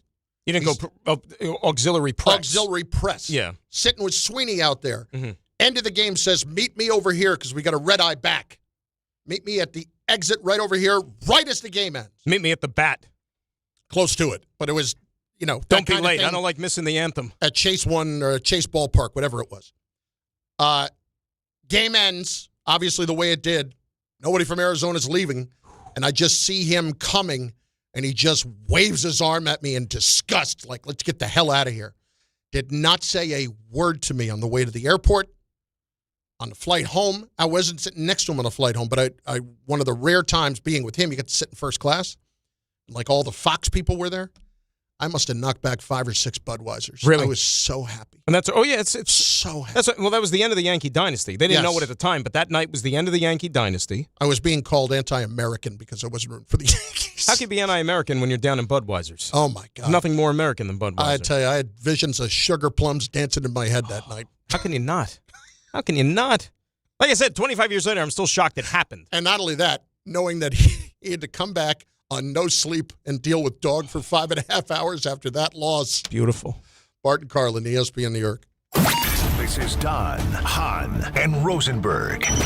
Don, your synopsis of the Knicks was what? It all started with, let's just get to the playoffs already. And the reason I say that is because there's nothing left to find out. There's nothing that they're going to do that is going to change our opinion of what they have to do come playoff time. You're still going to get that playing with your food because they know that it's all going to happen come April. Don, Hahn, and Rosenberg. Weekdays at 3 on ESPN New York and streaming live on YouTube.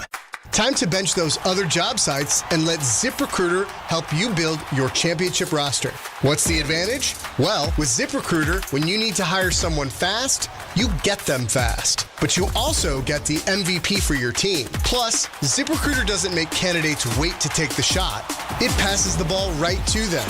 Building your team or scouting fresh talent? ZipRecruiter runs the full court with powerful technology that immediately gets your job in front of the right players. That's why over 4.8 million businesses have come to ZipRecruiter for their hiring needs. And why 4 out of 5 employers who post on ZipRecruiter get a quality candidate within 1 day. ZipRecruiter makes hiring faster, smarter, and more efficient from post to hire before the competition can even cross half court. It's a slam dunk with ZipRecruiter, the smartest way to hire. Try for free at ZipRecruiter.com/ESPN. That's ZipRecruiter.com/ESPN. ZipRecruiter.com/ESPN. At Uline, the prevailing opinion is if you don't live it, you don't believe it. The people at Uline believe in hard work, and they live it by being there 24/7 to answer your call, having 41,000 items in stock, and offering same-day shipping from 12 locations across North America. Business owners, sellers, buyers, shippers, and packers believe it. Uline is the hard-working, dependable source for your shipping and industrial supplies. Visit uline.com. Think great meat has to come with a high price? Not at Wild Fork Foods. Get beef tenderloin for only $10 a pound. Yes, $10 a pound. And Atlantic salmon portions just $9.98 a pound. That's awesome quality at a great value for your table. Everything is blast frozen to lock in flavor and nutrients. Shop one of their 7 locations, or you can order online for same-day delivery. WildForkFoods.com. Wild Fork Foods. Quality meat. Wild prices. If you've been injured in an accident that wasn't your fault, then you need a lawyer who knows New York's unique personal injury and workers' compensation laws. At the Parisman Firm, they have decades of experience handling all types of accident cases and a proven track record of delivering huge results. Their team has already recovered nearly $1 billion for injured New Yorkers. From construction to car accidents and slips and falls, they've got you covered. Call the Parisman Firm now at 718-WORKERS, where your case is their cause. Get the justice you deserve today. Gold prices are soaring and silver is near an all-time high. If you've got gold or silver just laying around and you want top dollar, then go to the Estates Roadshow this Friday through Tuesday at TMT Cash for Gold in Old Bridge. For info, go to tmtcashforgold.com. Start spreading the news. New York Yankees baseball is back in the Bronx. Come out to Yankee Stadium on Saturday, April 4th for a Yankee Stadium promotional giveaway tradition. Calendar Night. The first 40,000 in attendance will receive a New York Yankees calendar courtesy of MasterCard. For tickets, log on to Yankees.com/tickets. Again, it's Yankees Calendar Night on Saturday, April 4th against the Miami Marlins. Visit Yankees.com/tickets today. More people trust their hearts to New York Presbyterian than any other hospital in New York. It's because New York Presbyterian has the most experienced cardiovascular doctors, treating a full range of heart conditions, from heart failure to valve repair, with the most advanced treatments. Find a doctor at nyp.org/heart. New York Presbyterian. New York Presbyterian Hospital, based on U.S. News & World Report 2025 to 2026 cardiology, heart, and vascular surgery rankings. Tonight on SNY, Francisco Lindor and the Mets head west to open their series against the Cardinals in St. Louis. Coverage begins with Mets pregame tonight at 7 p.m. on SNY and streaming live on the MLB app. Harry Douglas here. Game day brings the excitement. Your stay should feel just as memorable. With Marriott Bonvoy, official hotel partner of the NCAA and U.S. Soccer, you're connected to a portfolio of brands designed for how you travel. Some offer complimentary breakfast, others give you room to spread out, space to stay productive, or extended stay comforts. So whether you're a traveling fan or part of the team, Marriott Bonvoy celebrates the moments that live on before and after the game. Marriott Bonvoy, where game day checks in. Evan Cohen here. In life, as in sports, the pros make it look easy. That's why pro golfers like Jason Day, Ben Griffin, and Patton Kazire trust the pros in lawn care. True Green. They have the experience and expertise to give you a lawn worthy of the PGA Tour. And since True Green does the work for you, you get more free time, or more tee times. So stop stressing over your lawn and start loving it. Sign up now at TrueGreen.com because nobody makes it easier to get a golf course quality lawn than True Green, the official lawn care treatment provider of the PGA Tour.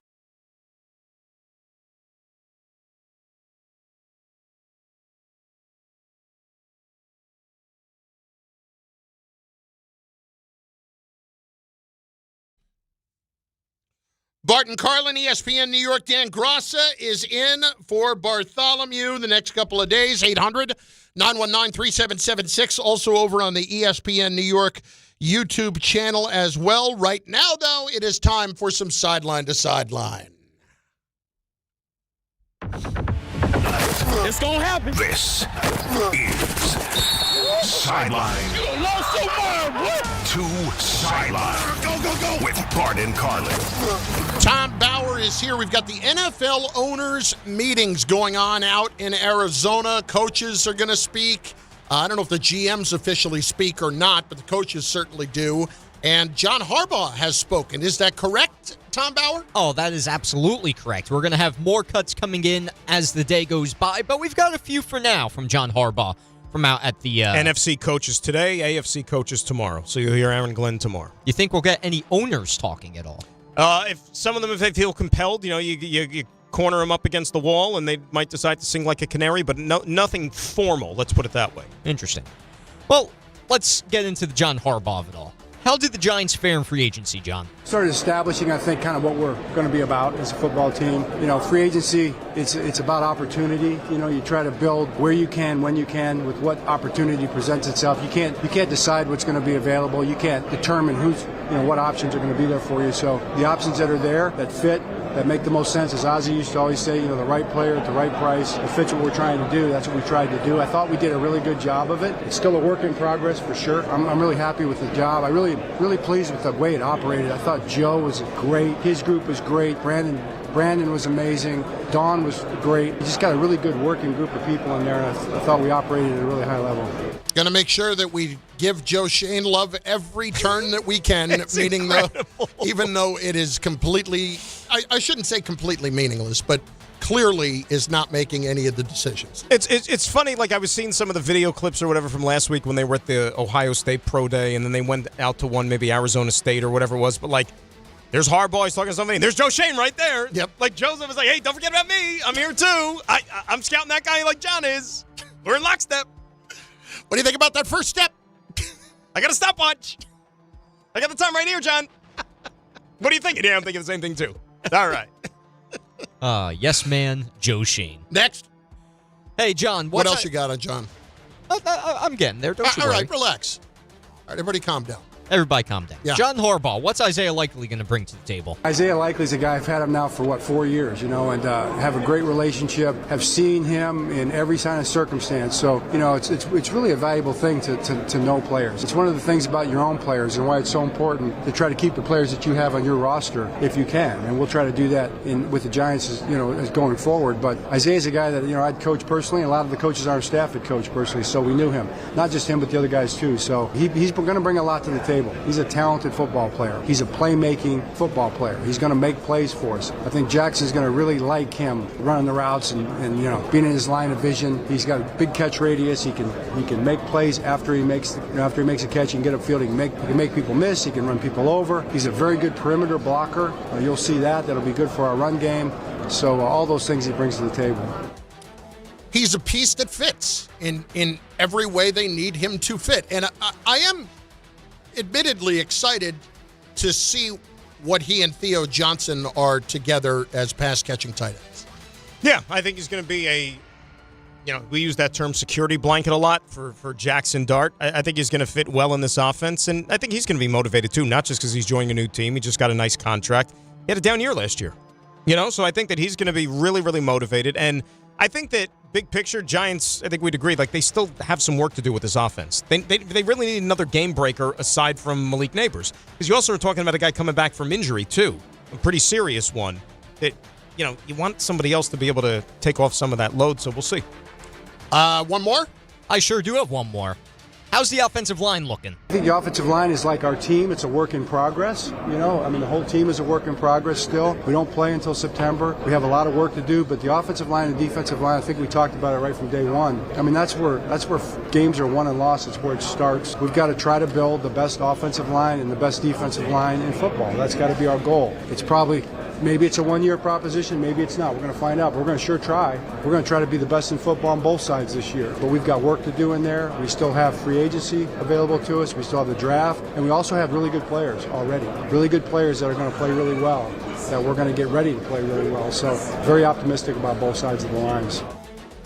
Listen, the Giants' offensive line to me, if Evan Neal is back, which he is, if he's just basically sitting in a reserve role and he's your 7th or 8th offensive lineman, they're going to be in good shape. And I'm relatively confident that the Giants are going to be in decent shape when it comes to their offensive line, at least more than workable. Not quite as good as the Jets, I think, will be, but not a disaster. And frankly, there have been too many times where that's been the case. Can we just see Andrew Thomas stay healthy? That would. I'm begging for that to happen. Well, that's the key, and I actually wouldn't even rule them out, obviously addressing it in the draft, too. Not maybe with the 5th pick, certainly. But they need to add some depth there because Illuminor is not a young player at the other tackle position. You don't have a right guard right now because they didn't re-sign GVR, Greg Van Roten. So he's got to be that position's got to be taken care of. I could and Harbaugh. Think about the type of coach that he is. He wants to establish the line of scrimmage and be stout there. So I think that's still a work in progress. But no, it's not the disaster level that we've seen Giant offensive lines be in previous years. But remember, what also contributed to that was Andrew Thomas being down. Yeah, he's like the leg on the table. That if the leg breaks, the table's crashing down. That's what happened to the line because he was injured. Next. Actually, do have one more from John Harbaugh if you want. You mentioned Evan Neal, and he spoke about him and Josh Ezeudu. I probably screwed that up. That was immaculate. Yeah. Oh, excellent. Well, wonderful. So this is going to Your vibes are immaculate. Thank you. This is either going to make Giants fans roll their eyes very aggressively, or it's going to give them a good chuckle. This is Harbaugh on Neal and Ezeudu. I'm excited about those two guys. You watch them really from the beginning. I remember back as far back as the draft process. Those two players were guys that we felt really good about in Baltimore. We had them highly graded. They haven't broken through yet, but why can't they? What George Bernard Shaw, said, some men see things as they... You ready for this one? Yeah. Some men, let me make sure I get this right. Some men see things as they are, and they ask why. We see things as they aren't and ask why not. And that's what I kind of say with those two guys. I could have said that better, but you get the point, right? Why not? Why not give them an opportunity? They're motivated. They came in the office. They sat down. and they laid out a plan and a vision for what they want to accomplish and the type of players they want to be. And they showed us what they're doing to make that happen right now. So let's give them a shot. Let's give them an opportunity. They're talented. They're tough. They want to be great. They have dreams. They have big dreams. If they're going to dream big, I'd like them to do it right here in our building. Try to realize those dreams with us, and we'll give them a shot to do that. Made me think of the scene from The Office where they have Kevin Malone come in and speak to a group, and he says, "Think of the biggest dream you could have. Now double it." You miss 100% of the You miss 100% of the shots you don't take. Wayne Gretzky, Michael Scott. It's true. It's like how many times have we seen this over the years? Like not just with the Giants, but any new coach that walks into an organization and is saddled with a player who's been termed a disappointment, and they all think they could turn him around. Oh, we're gonna work on him. We think, and then watch like the pads come on, and then John Harbaugh's gonna be like, oh yeah, this is why. Yeah, George Bernard Shaw would look at Evan Neal and say that guy's a turnstile. George Bernard Shaw would look at Evan Neal and go, this guy sucks. Next. So here's a fun one. There's probably going to be replacement referees. That's what it's looking like for the next upcoming season. So apparently the league is trying to say that that's going to happen. And the NFL Referees Association Executive Director Scott Green released the following statement on this.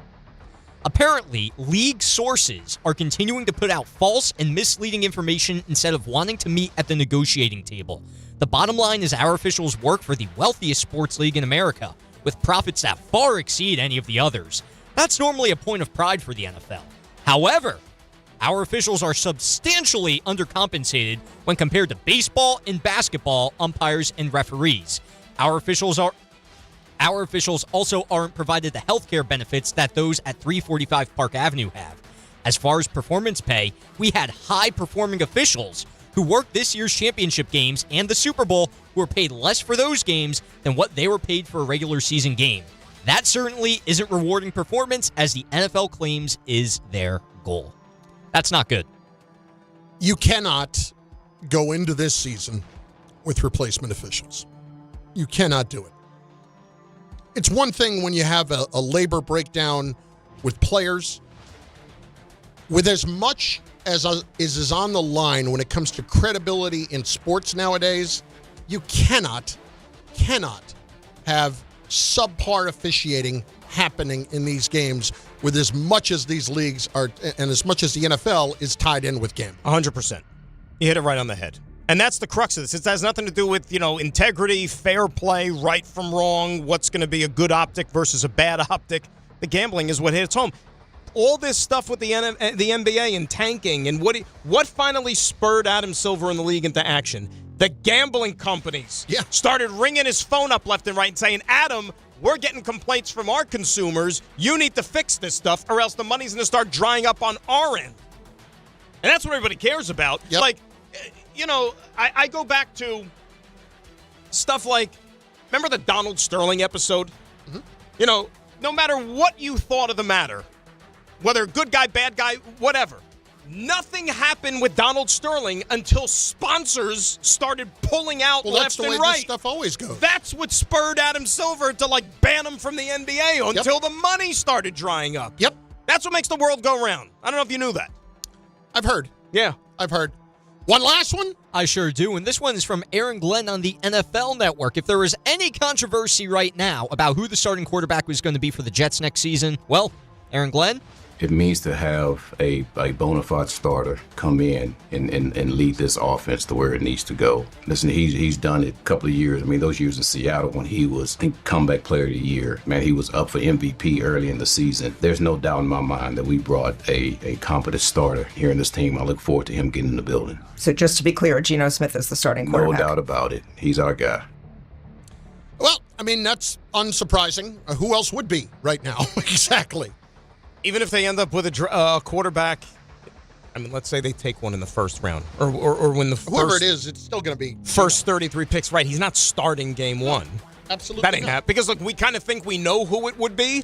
Yeah. The guy who only started 15 games in college, you're not throwing him out there game one. No, so they're not. That's really not surprising. Like I saw some people trying to run with the fact that, well, wait a sec, maybe they were a little, because people in hindsight thought that they were premature in anointing Justin Fields as the starter last year as early as they did. And then you turned out and you saw how he played, and they're like, well, could Tyrod Taylor have beaten him out? You know what I mean? Like, maybe he could have.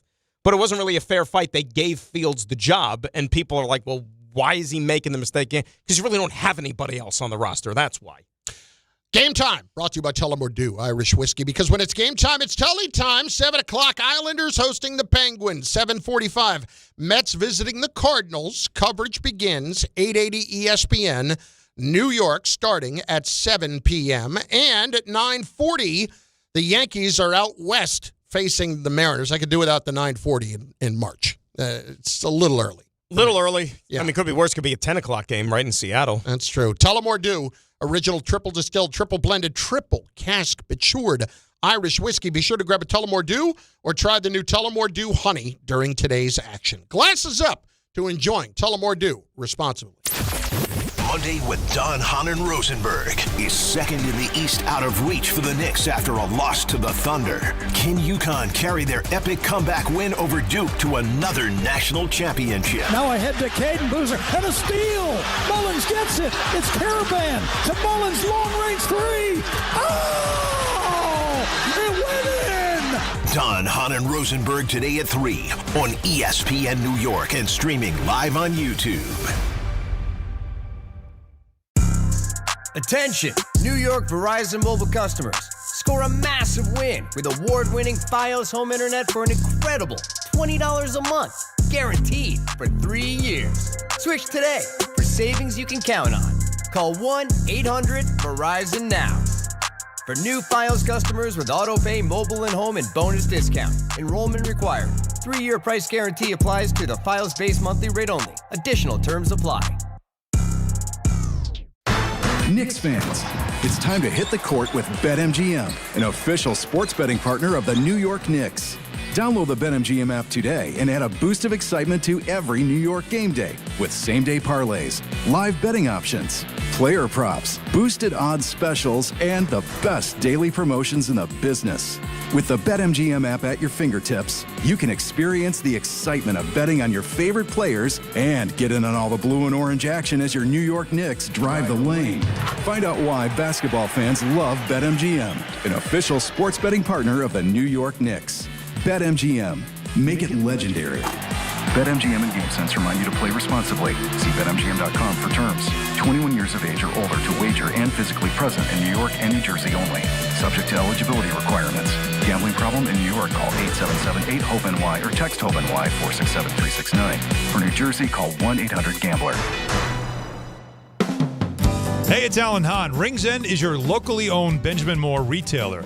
They're your store for quality with a full line of brilliant and durable Benjamin Moore paints.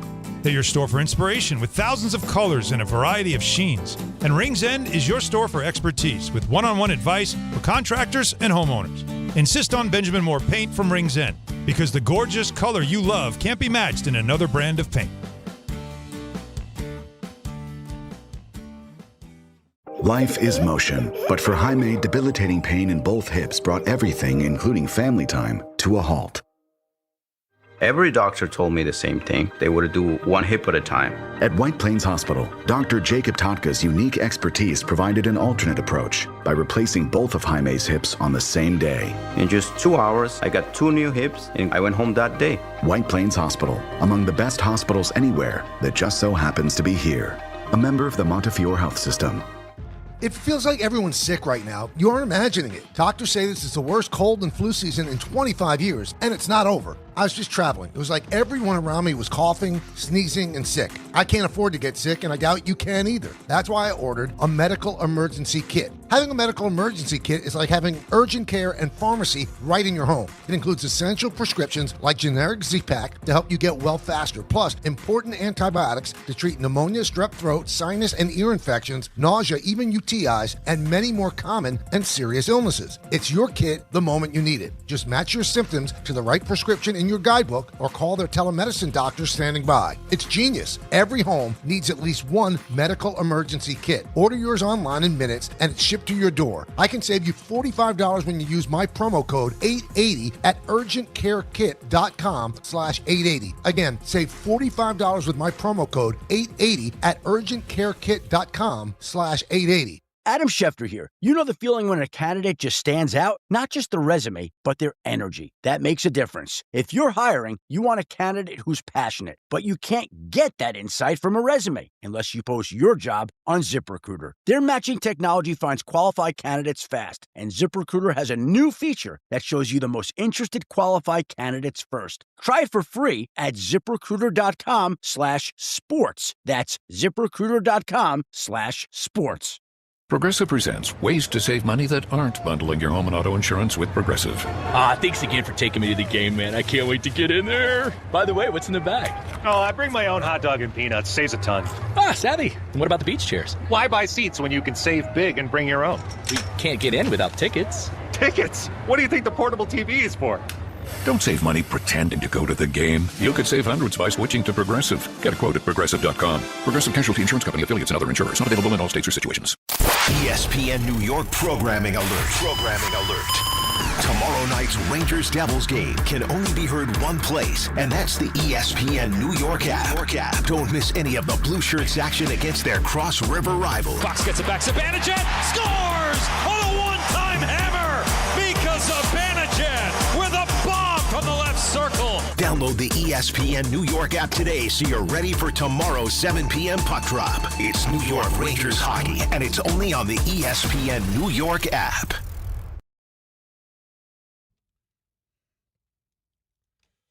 NFL draft a little over 3 weeks away.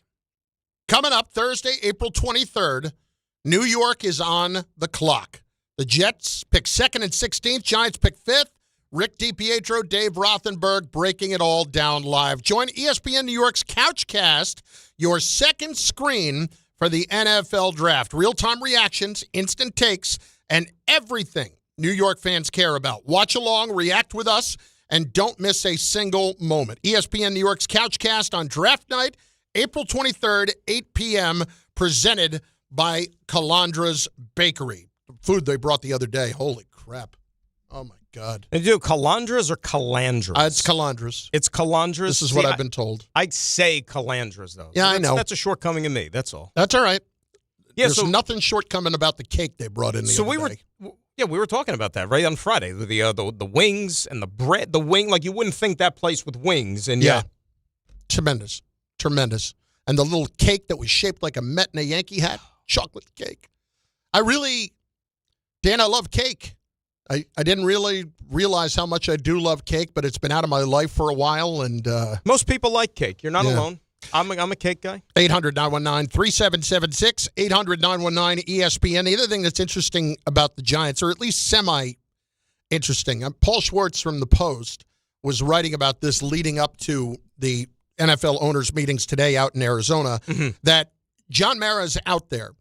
And it feels like, at least from the way he's kind of positioning it, that maybe the Giants are going to make a move of some sort, something relatively big leading up to the draft. Well, what do you mean make a move? See, that's what I'm not really clear Like on the field, off the field? No, like make a move as far as like a trade on the field. Football related. Yeah, football move. Which, by the way, to bury the lead, it's good to see him out at the meetings. Yes. You know what I mean? Now, also, you hope that means things are going in a positive direction, but it could also imply that the other owner is not at the meetings because obviously he's not going to be as front and center anytime soon. Meaning, that's done. Which is the reason why he's there. I'm saying because the other guy can't be there. Yeah, I get it. I think he's also there because he's. I'm not going to say that I know. I certainly do not. But when he couldn't travel on the road last year, so I would take it as a good sign that he could go to Arizona. Great. Yeah. But Chris Mara is the guy that's heavily involved now, and is probably going to be taking more of a front-facing look at it. And when I hear that the Giants could be talking about doing something big, I really wonder what that means. Does that mean you're talking about sliding back from 5, or you're talking about sliding up to get somebody from 5. And what I'm particularly curious about, you're going to hate this, but so be it, is the Jeremiah Love thing. And it feels like, at the very least, Tennessee has a great deal of interest in him at this point at number 4. Are the Giants even remotely considering moving up enough just to take a running back? I know it's just a running back, but it's a guy who is of immense talent. And when you think about what has been the case with Baltimore the last couple of years when they've had Derrick Henry and what kind of a difference he's made, I really would not be shocked that they would even consider that moving up a little bit to try to get him. Imagine if that happens and they move up. People will lose their minds. That's what I mean. This guy could be the second coming of Barry Sanders, Emmitt Smith, Derrick Henry, all rolled into one, right? You still moved up for a running back. Even if it's one place, even if it's to go to 5 to 4, you know what I mean, or 5 to 3, whatever, people will lose their minds. And I don't know if this guy can be as productive or the Giants can win enough for as long as he's in uniform to justify the move. And that's why when push comes to shove, I don't think that's going to happen. Because the Giants still have multiple needs, both sides of the ball, that they're still, if they stay put at 5, they're going to get a really, really, really good player. You know what I mean? Potentially a game-changing player at 5. Like, if they take Sonny Styles and he's the next, second coming of Ray Lewis, nobody's going to bat an eye. No. You know what I mean? And, I think there's enough talent in the top 5. There's 5 damn good players in this draft that I think every organization has graded high enough, and I think the Giants will be content to sit there and take one. Bart Carlin, ESPN New York, on the ESPN New York YouTube page. Dan Grassa in for Bart. Well, we haven't even gotten to it yet, but the Knicks and the Oklahoma City Thunder, something that was highly predictable on the way. Next. Prizes, flyaways, even cash money. You want it? We've got it. Find a list of all contests and official rules by visiting ESPNNewYorkContests.com. That's ESPNNewYorkContests.com. Right now, new FanDuel customers can get up to $300 back in bonus bets every day for 10 days. This is something that you're not going to want to miss, and here's how it works. Place any bet with FanDuel using your Bet Reset token, and if it doesn't win, you'll get up to $300 back in bonus bets every single day for 10 straight days. It's really that easy, so visit FanDuel.com/local to sign up today. Place any bet with FanDuel using your Bet Reset token, and if it doesn't win, you'll get up to $300 back in bonus bets every single day for 10 straight days. FanDuel, play your game. Must be 21 and older and physically present in New York. Bonus bets are non-withdrawable and expire 7 days after receipt. Tokens are received in increments of 1 per day. Restrictions do apply. See terms at sportsbook.fanduel.com. For help with a gambling problem, call 1-877-8-HOPE-NY or text HOPE-NY at 467369.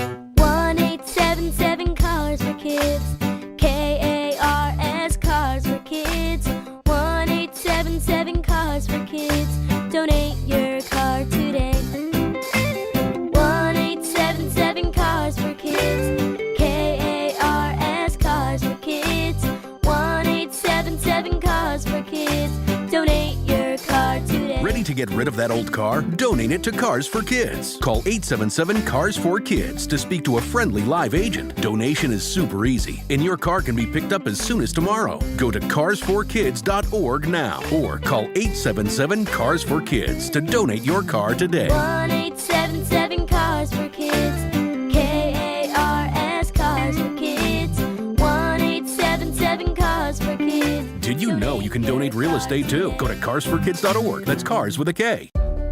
Ox Spine at New York Presbyterian is always in pursuit of a better way to heal the spine. We're getting more people moving again with minimally invasive, non-surgical, and surgical treatments with innovative solutions for every back and spine condition and your unique needs. Expert spine care is available now across New York City and Westchester. Find a doctor at nyp.org/oxspine. Stay amazing. New York Presbyterian. Harry Douglas here. Let me ask you something. What if you can enjoy the taste of a cocktail, the warmth of a spirit, and still stay fully in control? That's RK Zero Proof, a pioneer in the alcohol-free spirits category. RK delivers bold flavor and a real warming sensation with zero alcohol, zero sugar, zero carbs, and zero calories. Perfect for nights out, social gatherings, or anytime you want the experience of a drink without sacrificing tomorrow. Check it out at rkbeverages.com. That's ARKAY beverages.com. RK, all the flavor, none of the alcohol. I'm Boomer Esiason. My mom died from cancer. She was only 37 years old. She didn't have life insurance, and that was devastating for my family. That's why having life insurance is so important to me. Ethos makes it fast and easy. Get a quote in seconds, apply in minutes, and get same-day coverage. You can get up to $3 million in coverage with no medical exam.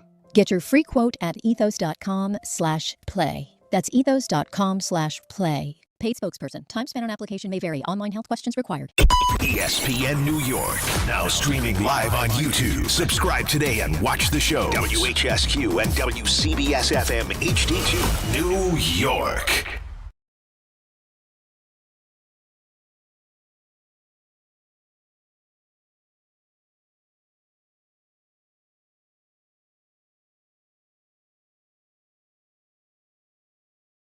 Well, now John's just come in here, and it's basically made me feel like I'm going to lose all my money. Thank you. Because of a savings account, an online savings account. He basically looked at me like I was an idiot.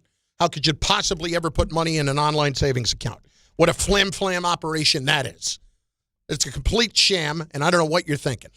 That's basically what just happened here, and I might as well just be gone for the rest of the day. I wouldn't let it fester too much. No? Because I think we're all playing by the same rules, unfortunately. My vast portfolio is down, so I was telling John, John's the market guru. Let's get this going here. Some things are down, some things are up. My vast portfolio being my 401k. That's a lot of K. That's about the extent of it. It's a lot of K. I didn't even get that started until like my mid to late 30s. Wait, they give you free money? Rules. Wait, Yeah. what? What do they do? They do. Wait, I don't have to pay taxes on that till when? Okay, I'll do that. When do you decide to? You're going to owe this year. Oh, every year. That's annual. I was getting refunds for a while because of owning a home. Yeah. And we sold the house mid-year last year, so I'm afraid that's gone. And now I'm going to owe this year. I couldn't tell you the last time that I even got a cent back. Not really. Like, maybe I had a paper route. It's Bart Carlin on ESPN New York, and I'm do those exist still?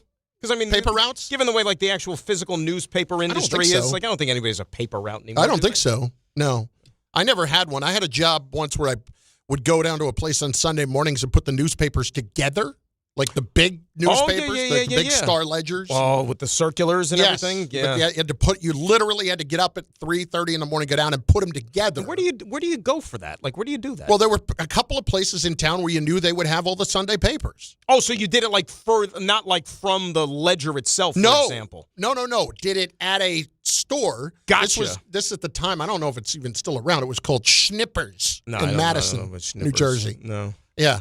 I used to ride the bike down there at 4 a.m., put the papers together. Did you feel safe at 4 a.m. on a bike? Not even remotely. No, it's dark. Absolutely not. I thought that I was going to die. And going down a giant hill to do it, too. And climbing back up that hill to go home, not good. Probably how kids feel in Jupiter, Florida these days. How about him? I mean, what is going on? Get some help. Honestly. Get some help. Like, seriously. Like, before you hurt somebody else, get some help. How many... I don't want to sound like... No, I do in this case. There's innocent people at stake, man. Get some help. Absolutely. And I have always felt like we have not punished that particular crime nearly harshly enough in our society because of what really, truly is at stake. You're not just drunk. You're drunk with a weapon. And you can take anybody out at any time. I lost a friend from college that way, and I'm still mad at him for it. But, it was awful to lose somebody like that. But, I still don't feel like we do nearly enough for that. And now that's 2 for him. I mean, did you see the one last week, though, when you saw a rollover in a residential? Yeah. And that's not exactly, that's. Like, you have to be completely out of control. Like a posh neighborhood like that, he's not living in affordable housing. You know what that makes me think is that, like, at some point, he knocked something off his seat, and he reached over to get it and went down and had no vision of whatever was going on. Took the wheel with him? Yeah, and then when he came back up, it was like, oh! And, but who knows? I mean, Tiger, I feel horrible that this is not treated with the level of respect as a crime that it should be. I don't think. Well, it's going to be interesting to see how this thing plays itself out in the courts. Once, I don't know what the next step is, but like you said, the fact that this is not the first time. I don't want to see him at the Masters next month. Well, that's I don't want to see it. When the news happened last week, that was like one of my first thoughts. Once you found out that nobody was seriously hurt, I'm thinking to myself, can we stop with all we care about with this dude is whether or not he's going to be in the Masters or playing the Masters? I don't want to see it. He ain't going to win it anyways. Who cares? How about is this dude going to actually be okay? And is he going to still continue to put himself and other innocent people in danger because of this stuff? Because it ain't the first time. Hell, it ain't even the second time. Nope. When do you draw the line? Yeah. And stop making golf the priority. And do you think the people in Augusta want him showing up next month? I don't think so. And why would they? Because it's supposed to be all about their pristine golf club. Right. And the majesty of the Masters. Nobody wants him to show up. The tournament's bigger than everybody. And just go deal with your problems. And who knows what's going on there? But when you, first of all, and you blow a 0.0 on that, but you won't take a urine test, obviously there's a lot more going on. And what do you think that was a result of? What kind of drug? Yeah, that's what I'm saying. Yeah. So, who knows? Why refuse? And obviously, because he's got some kind of a drug issue, whether it's the painkillers or whatever's going on. And would it shock any of us to find out that he's got a painkiller issue with everything that he's been dealing with his health physically over the years? It would not. It would not. And I feel horrible that this is what's happened to this player who is a mythic icon. The level of which we've never seen, and it's completely gone the other way on him. I'm not saying he should be in jail, but I wouldn't hate it. I wouldn't hate it if he did some jail time. But what does it take to get the message across? To scare you straight? I mean, you would have thought that would have happened already? I mean, when he almost lost his own life? Well, last time he got the DUI knocked down. Yeah. I don't know what's going to happen here, obviously, but I would not want to see it get knocked down again.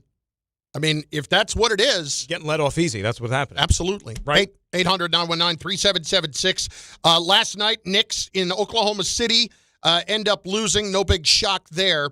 The one thing that I continue to look at, and maybe I'm still on an island with this thing, I still expect Cade Cunningham to be back and to be 100% by the time the Knicks would face him in round 2. If they are in the 2 or 3 spots. I'm a little concerned about them falling to the 4 spot right now. Excuse me, until the conference finals. I'm a little concerned about them falling to the 4 spot right now because as well as Boston is playing, I still personally would rather face Boston in round 2 than Detroit because I do think when Cunningham is healthy, for whatever reason, the way Detroit has handled them this year with complete ease is something that will work against them in the postseason, and I think that will be in their heads if they're playing them to round 2. Well, think about this. I mean, I know it's not the playoffs, but Detroit hasn't skipped a beat with him not playing since he's been out with the lung issue, right? They're still winning games. Yep. You know what I mean? Like I said, it's not the playoffs. I get it, but they still look like a well-oiled machine to me. So you think, all right, once they bring him back come playoff time, whenever that might be, that, all right, he's going to be in good shape, or they're going to be in good shape, and they're still going to kind of pick up right where they left off. The issue with the Knicks now is that, look at what happened in that game last night, is Deuce McBride might be gone for the foreseeable future. Oh, my God. And look, I'll be the first guy. I don't think it's valid here where you could say, oh, they rushed him back too soon. What's the point in bringing him back? Just make sure he's ready for the playoffs. Because I was the guy saying, no, he should come back with maybe a week or 2 left just to work that rust off, get him back into the flow so he can hit the ground running come playoff time and everybody's going to be cool. But that didn't look good last night. No, it didn't. And then you saw that clip of him on the bench when he was getting examined, and you read his lips, and he's like, I can't walk. Yeah. Listen, I can't count on having him, I don't think, the rest of the year from the way that looked to me last night. Which is brutal. Because obviously for so many hats he wears for this team. And I think what's pretty clear is that what we have seen thus far from Alvarado, let's understand what Alvarado is, and that's a role player. It's not more than that. When you ask him to be more than that, it's a problem. Maybe that's why New Orleans was like, okay, you can have him. Right? Yeah. I mean, I think the shine is off that a little bit. Let's face it. He kind of is what he is. Offensively, forget it. I mean, I don't need him, taking 10 shots a game off in 17 minutes. Off the bench, he's taking 10 shots. Double digits shots? Double digits. 3 guys took double-digit shots on the Knicks last night. He's one of the 3. Come on. And the one of the 3 is not Karl Anthony Towns. Problem. And that's now been, I've off the top of my head, that might be double digits in terms of how many games this year he hasn't taken double-digit shots. Right? It is. Yeah. No, this is something that first really noticed as a bit of a trend, I would say about a month ago, and I wouldn't even call it a trend, something that just kind of happens. But I would go back and look, and I'd be able to count up those games. I don't know what the record is in those games, but I bet it's not good. And the other thing I would say is, for everybody that has been so bent out of shape about how unfair we are to Towns, explain this to me. Is it the chicken or the egg here? Is it not getting him the ball or not demanding the ball? Because ultimately, when I'm Towns and I want to have this reputation and want to be this amazing player in the league, I have to open my mouth at some point about getting the basketball. And when you are that dominant of a player physically, and you have matchups all over the place that work to your benefit, and you're not screaming to take advantage of them, that's on you. Sometimes, there are games where they get away with it, where he's not as much of a factor offensively. He'll go out there and still have a double-double, but it's not going to be like a 20-10 double-double. It'll be 12 and 14 or something. And they still win. You say, okay, cool. But for this team to get where it wants to go, we all expect them to go. And that means win big in the playoffs. Doesn't he have to be more than that? I mean, Dan, is it unfair with what he is physically to consistently expect Patrick Ewing numbers from him? No. And he is not Patrick Ewing. And because he has a skill set. I'm not saying he's a better player than Patrick Ewing. My point is, skill set, certainly more of a skill set than Patrick had. Offensive, certainly not even close. From an outside shot perspective, he might be the best shooting big man that we've ever seen. More clubs in his bag for Pete's sake. 100%. Yeah. But think about the price that the Knicks paid to get him, right? Give up a guy who was a so-called cornerstone franchise player for you, valuable role player in addition, and you expected more than this. Now, look, he could flip the switch, and maybe once the playoffs get here, he becomes that guy that you all kind of expected. But I don't know how confident you are that automatically he's going to morph into that. See, but that goes back to that stupid John Harbaugh quote a little while ago about, some people look at something and say, why can't we? George Bernard can Shaw. we? George Bernard Shaw. Yeah. Excuse me, not Harbaugh. He was paraphrasing. I'm not even going to paraphrase it right. Some people look at a situation and say, why can we? And some will say, why can't we? I would look at that situation and say, that guy's already shown me what he is. The common theme is the 3 names, right? George Bernard Shaw, Karl Anthony Towns. And we're sitting here scratching our head. Yeah. I don't know how I didn't tie together that puzzle. Well, basically, all right, look at this team, for example, and what you're going to need from them consistently. You're comfortable with what you get from Brunson, right? Like we talked about it before. Bridges shot 11 times last night. All right, that's great. He scored 15. If you could give me 15 from Mikal Bridges every single night, if I know that's what I'm getting, cool. In 35 minutes, great. But there's too many nights with Mikal Bridges where he's scoring in single digits, and he's only playing 20-something minutes because he's on the bench in pretty much the entire fourth quarter. Bench during crunch time. And that's not a guy that you give up 5 first-round picks for. No. How do you give up 5 first-round picks for him? Oh, my God. Well, and not only that, double down and pay him. And pay him. That's even the bigger indictment to make, because when you talk about the GMs who make mistakes, and you knew you were paying the Knicks tax to go and get that player, and you thought you were getting the player that was in Phoenix and not necessarily the guy, even Knicks never expected him to come here and be the primary scorer or anything like that, like he was with Brooklyn. But when you now do this, and then you double down and you pay him after that, that's even worse. The good GMs are the ones that acknowledge the mistake and fix it and move on. Is it too harsh to say like Mikal Bridges falls into the category? Because there have been a lot of these guys and simply I always call them good player, bad team. Does that make you know what I'm talking about? Yeah. We're a guy who's on a horrible team, but he'll be like, whether it's the lead dog, the number 2 guy, he'll go out there and he'll get his shots, he'll score his points, he'll put up his numbers because somebody has to because they're on a bad team. Is that what Mikal Bridges is? You know what I'm saying? And then when you put him on a good team, he kind of just like, is just a guy. I feel like Mikal Bridges has not been the two-way player I needed him to be. And I wanted to be able to fall back on the defense side. So I don't necessarily look at him that way. I look at him as a guy, did he fall too much in love with what he could do offensively and kind of slack off defensively? I don't think so. But he's just not the same defensive player he was. And that's the thing. Like, I could go back to a guy like, and I'm not comparing the two, okay? Mm-hmm. But I could go back to a guy like Klay Thompson. And I knew that if Klay Thompson was cold one night, he was still going to defend his ass off. And that's what I was counting on here with Bridges. Not the same kind of offensive output as Klay Thompson, but even if he was having an off offensive night, I was still going to get top-notch defensive play. I haven't gotten that. And this year, I don't know if it's his lowest, but it's damn close to his lowest defensive rating. Like, I'll give you an example also. Like, and I'm not trying to say that they're the same. Like, you know, if they played a game of one-on-one, who would win or whatever. And this dude has been an all-star. But I think of a guy almost like Brandon Ingram. Yeah. Brandon Ingram's a real good player. Like I said, he's an all-star caliber player, but he's been on bad teams mostly, like, you know, all those years in New Orleans. Like, he was on horrible teams. They made the playoffs, like, on a couple of occasions or whatever. But, you know, didn't have, like, that tremendous team success, but yet he went out there, put up his numbers, like I said, made an all-star team or two. But if you put a Brandon Ingram on the Knicks, where does he fall into the pecking order? Those numbers are going to drop down, aren't they? Yeah. He ain't going to get like the same looks and the same touches that he would on, let's say, the Pelicans all those years. No, but Bridges, I think Bridges knew that coming in, but the biggest disappointment to me is the defense.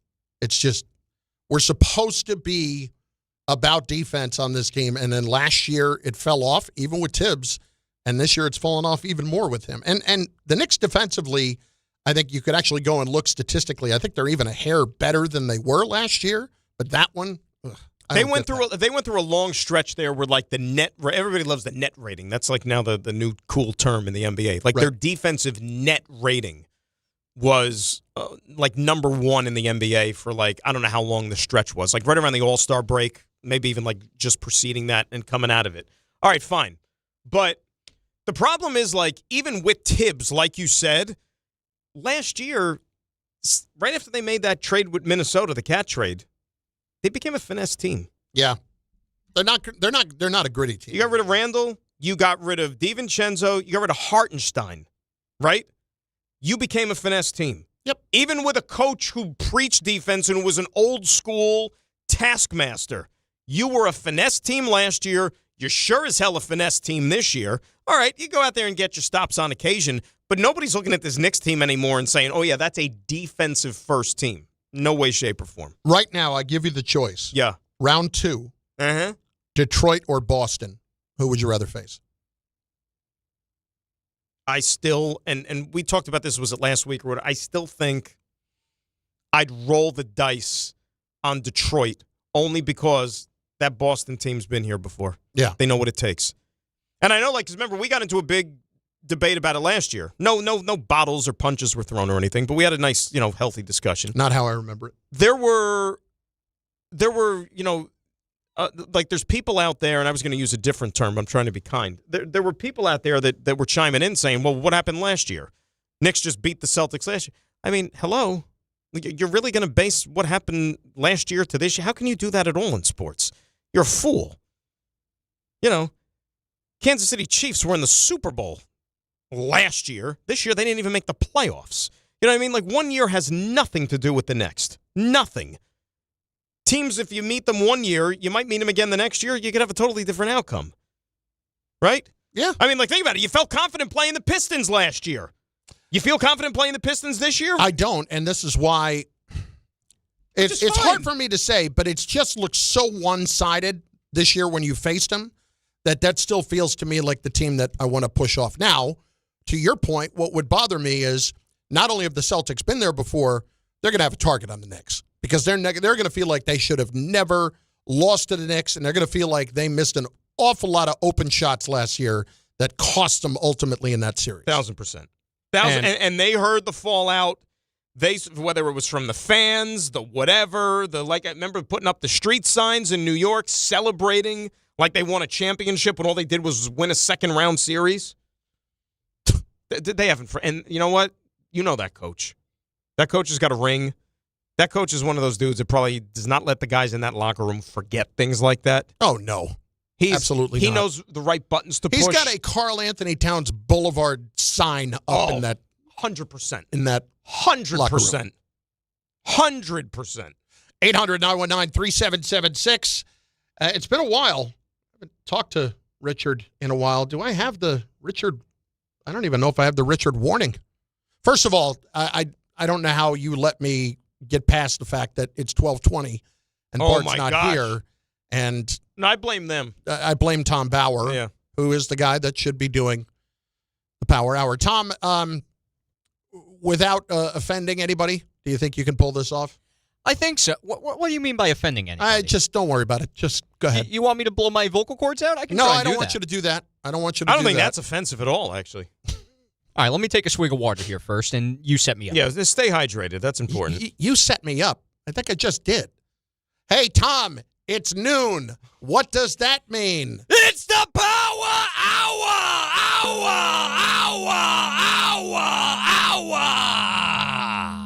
Can I make one small critique?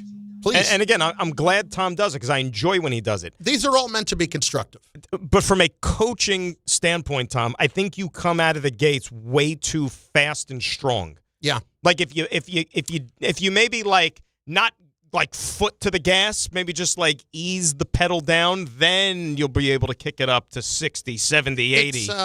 It's a marathon, not a sprint. See, correct. I figure quality over quantity. That's got to be my approach here because if I try and go quantity over quality, I just end with a terrible power. What you're telling me is you live your life fast and loose. There's no saving for tomorrow.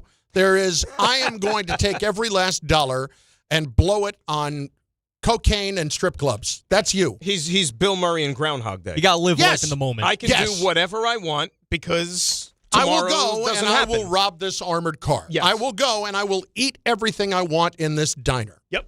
That is how you are living your life. That's what you're telling me. I do like diner food. I love the diner. Diner's top notch. But I get a little. But you know what? A bad diner could be awful. Yes. Like, I mean, not just because bad it's a diner bad could diner. ruin your day. Thank you. It could absolutely ruin your day.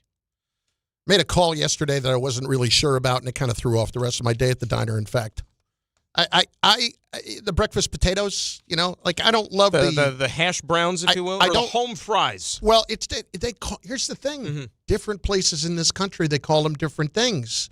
Some places home fries are like fried potatoes. Yeah. Some places home fries are on the grill and like that. I don't love the on the grill version of that.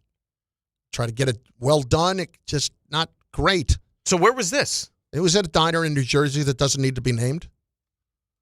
Normally reliable diner. I'd like to know. I mean, I know you don't want to disparage them on the air, but I need to know this just for my own personal but it's not consumership. It's not one that would keep me from going back.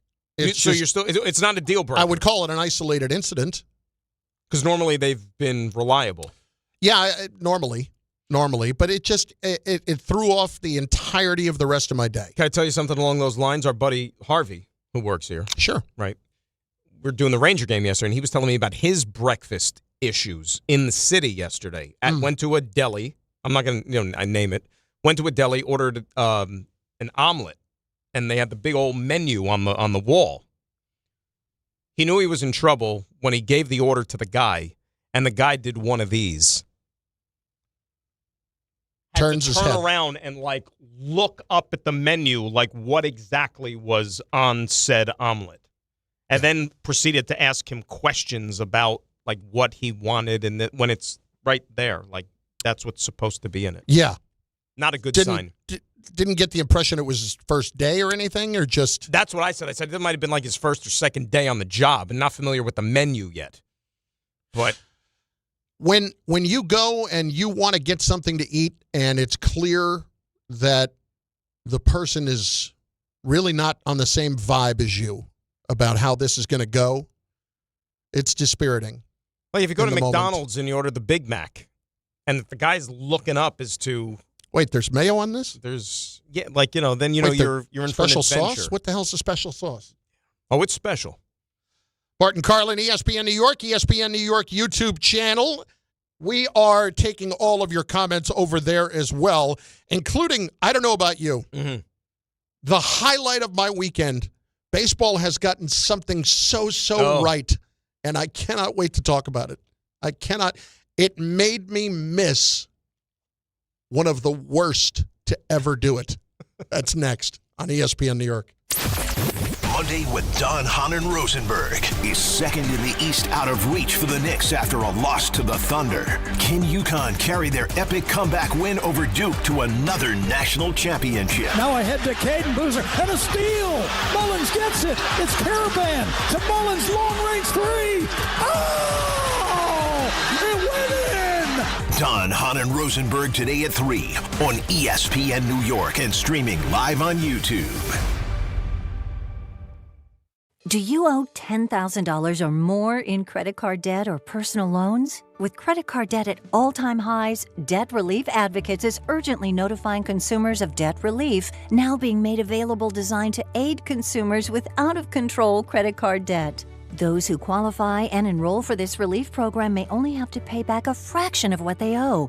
This is not bankruptcy or a debt consolidation loan. This is a relief program that credit card companies would rather you not know about, as it could end your debt nightmare and save you lots of money. Consumers owing at least $10,000 in credit card debt or personal loans can now take advantage of this debt relief as the cost of living skyrockets. For free information and to learn what debt reduction you may qualify for, simply go online and visit DRA.com or call 800-433-8909.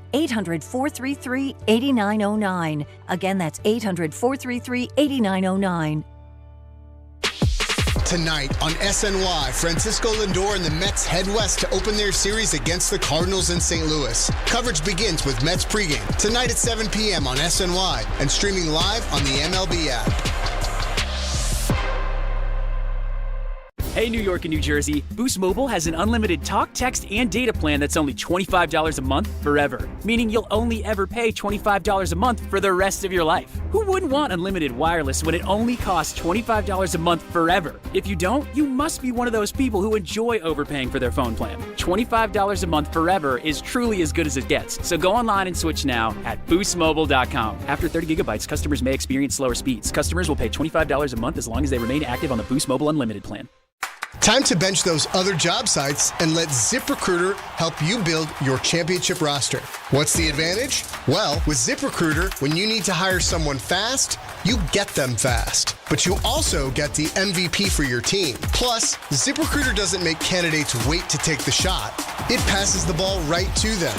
Building your team or scouting fresh talent? ZipRecruiter runs the full court with powerful technology that immediately gets your job in front of the right players. That's why over 4.8 million businesses have come to ZipRecruiter for their hiring needs. And why 4 out of 5 employers who post on ZipRecruiter get a quality candidate within 1 day. ZipRecruiter makes hiring faster, smarter, and more efficient from post to hire before the competition can even cross half court. It's a slam dunk with ZipRecruiter, the smartest way to hire. Try for free at ZipRecruiter.com/ESPN. That's ZipRecruiter.com/ESPN. ZipRecruiter.com/ESPN.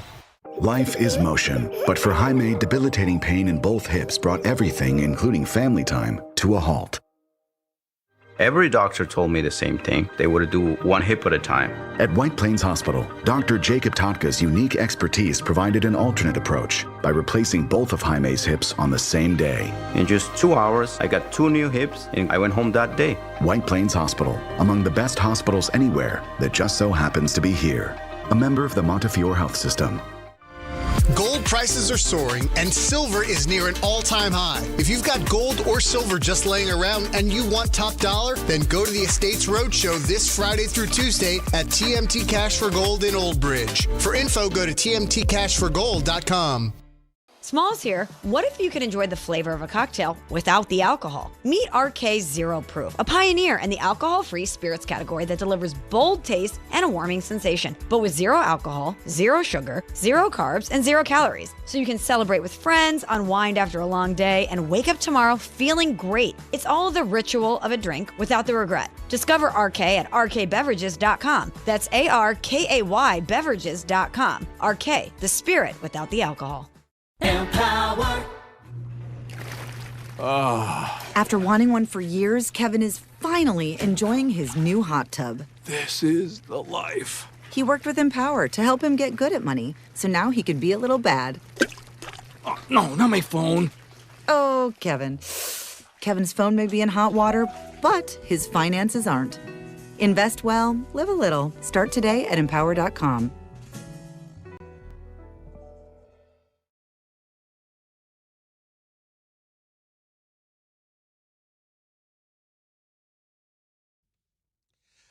I don't know about you, but to me, by the way, yeah, off air, yeah. I mean, like, we didn't even get to the whole diner thing. That's what's eating me up. I need to know what this place was. I know you're not going to say it on the air, but that's all I'm. Again, I would call it an isolated incident. This is a place that I have frequented. You think since I've been I was there? A child. You think I've been there? It's possible. It's possible. You got to text. You know me. where I live now. Yeah, you got to text me. Like I'm like. Okay. Or like write it on a piece of paper or something. This diner has been around. Yeah, because I have a long time. I hold diners. I don't want to say sacred. That's a strong word. No, it's fair. It's comfort. It's you don't want to wait in line like you said for a half hour sometimes at a restaurant, but you want to just get a good meal that's going to hit home and check all the boxes. That's what the diner's for. I just texted it to you. That's what the diner's for. I love the diner. You know what I really miss when I lived in North Jersey? I miss the Coach House on Route 4. I love the Coach House on Route 4. Coach House on Route 4? I don't know if I'm familiar with that. Yeah, it's kind of toward the beginning. It's not far from the GW Bridge. Coach House Diner, Route 4. Top notch. And I still have not been to the Tops Diner in Newark, which is going to be a place that I have to go to. Is that Newark or Nutley, technically? Is there a border there? I know, but I know the owner. Yeah, I know the owner because he's a big Jet fan. I see him at the games in the coaches club. Well, I've only heard how amazing it is, and I'm a bad guy because he like constantly invites me. I say I'm going to go. I've never had a chance to go yet. It's all technically East Newark. Okay, there you go. Newark. I know the owner, but it's supposedly a great place. Yes, 800-919-3776. The highlight of the weekend was clearly the game-winning shot by Mullins for UConn. An exceptionally close second was seeing C.B. Buckner embarrassed 4 times, including on back-to-back pitches, as one of the worst home plate umpires that baseball has ever seen by the ABS system. And the way that the fans react to the result of the ABS system is absolutely amazing. I want to say this was, I don't remember what series it was that this happened in. Cincinnati it was? Okay. In Cincinnati, who was at the plate? Somebody is at the plate, and I'm telling this story. Eugenio Suarez. Eugenio Suarez. At the plate. World Baseball Classic champion. Yes. From Venezuela. Well, back-to-back pitches, he challenges the call by C.B. Buckner behind the plate. And both pitches that were called strikes were actually balls, and the place went berserk. And all I could think of is I had to sit through all those years of Angel Hernandez, and I don't even get the payoff of getting him to be. Can you imagine how many pitches would be challenged by Angel Hernandez? Oh. And they would just keep going because they'd keep being right. You'd win the challenges. Every single one. It would be amazing to see him just get destroyed by that system. You're so right about that. Now, correct me if I'm wrong. There was a lot that happened this weekend, but was there a game that had like 6? That was the one with Buckner. That was the one. Yeah, Buckner had, I believe, at least 4 that were overturned in the game. And you know what? I know we're only 6 for 8 total that were overturned against Buckner. We're only, like 4 days into the season or whatever it might be. But did you see the fans' reaction? Universally, whether it's live in person at the ballparks, social media, TV, what in print, universally, everybody loves this thing. Like, it's weird that we're not sitting here breaking down, which pitchers or which hitters are getting off the great starts, bad starts teams. One thing universally everybody is talking about is that, and it's a thumbs up. Absolutely. Manfred is sitting there eating his popcorn with his, legs crossed, feet up, watching baseball. Like, hey, I got this one right. But think about this. This was back-to-back called third strikes. Yeah. Back-to-back called third strikes that were overturned. And you see it come up right on the big board. You see it on the scoreboard. It's brilliant. Like, I think it's what the NFL wanted, that instant overturn with the markings that they used last year a little bit. You'd get every once in a while showing whether or not a ball was short of a first down or not. But that was only based on where the ball was spotted. And it really didn't tell you much new. Like, I think that's what the league wanted that to be. That's what this is. Yeah. This is tremendous. They wanted that to almost mimic like the tennis, like the line call things. Like, when you see that technology, what the hell was it called with tennis? It's a name I can't remember. With the, but anyway, no, yes, you're it's right. The same thing. And you know what the funny thing about it is, in the Met game yesterday, I can't remember if it was in that 10th inning, but the Mets benefited from a call that the Pirates didn't challenge. Yes. Like, some dude should have been struck out. I can't remember who it was. But the Pirates didn't even challenge it. Yeah. I can't remember. And then the Mets did challenge the one, or maybe what's the that, Pirates Tom? did, the play at first base. That would have been, that they thought he was off the bag. That they pulled Polanco off, but not Polanco. Who was it? The first baseman for the Pirates, wasn't it? Yes. Because it was Carson Benj, I thought, that hit the ball. Right. And the first baseman for the Pirates had his foot come off the bag, but then they had called it. They thought maybe his foot was still on it, but they didn't have enough to overturn the call. You know what's great about it, too, is that every time these kind of things want to be introduced into the game, you worry about, we don't want it to drag. We don't want it to stop the momentum. That hasn't had any effect whatsoever. Not on this Pretty thing. damn quick. No, especially not on the ABS. And it's going to suck to be an umpire this year. Hey. But you're going to have to get used to it, and it'll just make you better at your job. That's all there is to it. Alex Cora on CB Buckner's day behind the plate. He has one job to do. It wasn't his best day. No. And you're okay with that, right? Yeah. You're all right with that. I think it's great. I think it's great. And you could say, well, we're taking the human element out of the game. What do you think about how, remember the Levon Hernandez-Eric Gregg game? Oh, my gosh. Somebody yesterday was showing all these Angel Hernandez highlights. It was on Twitter somewhere. But all of these pitches that would have been called and overturned, and just to see his reaction. And that dope got fired, and now he gets to sit at home and not have to deal with the repercussions of it. If we knew that this is what it was going to be, I would have dealt with another 6 months to a year. Whenever did he get fired? 2 years ago or 1 year ago? Did he get fired or did he retire? It was a forced retirement. Well, whatever, but it was a mutual parting of the ways. It was very clear that it was I just mutual. love when he sued Major League Baseball that 1 year that he wasn't getting the postseason assignments he deserved, and he thought it was discrimination. No, it's because you suck as an umpire. Not good. Yeah. Did you see this one as well from the world of baseball, like off the field? I actually posted this because I came across it. Did you see this sucker? No. What's that?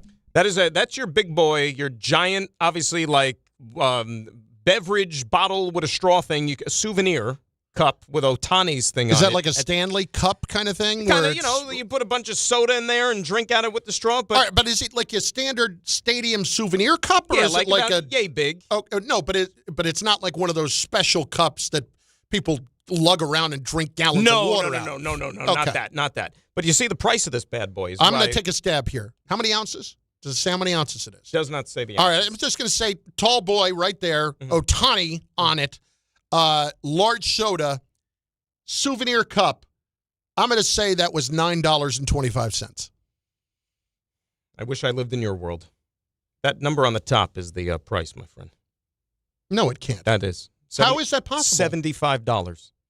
And some people. What is the cup made of? Gold? Some people are justifying it because you get fountain soda refills all game long with the day of the purchase. Now, let me ask you a question. You know how much fountain soda refills cost? How much? But again, how much soda would you subject yourself to get $75 worth of it?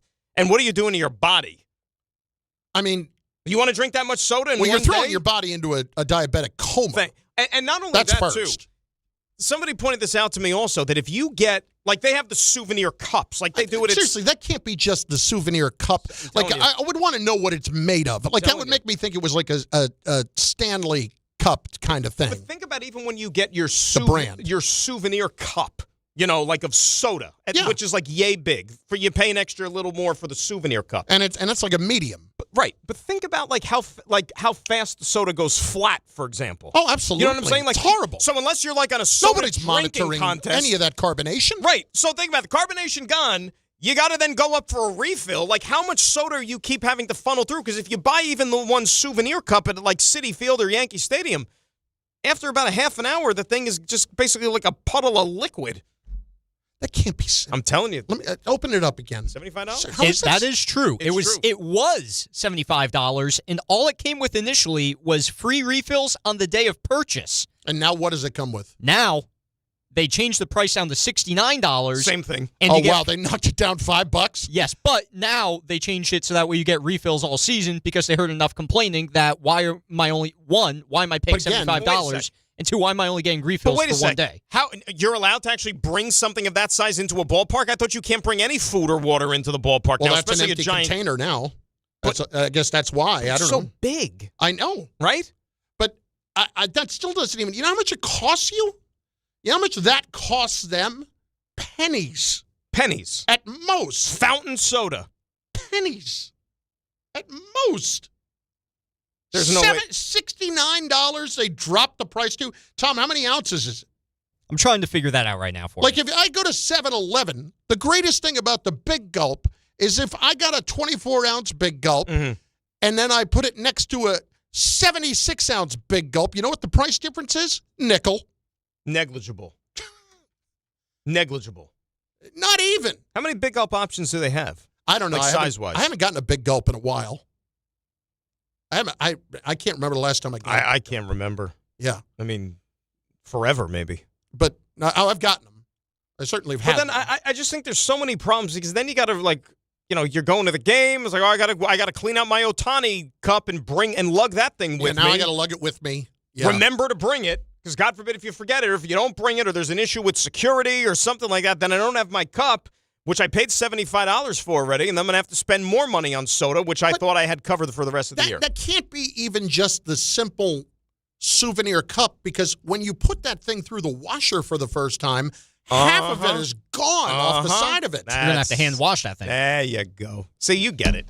You get it. You know what else I got to kick out of? I can't even put that on the top shelf and get away with it?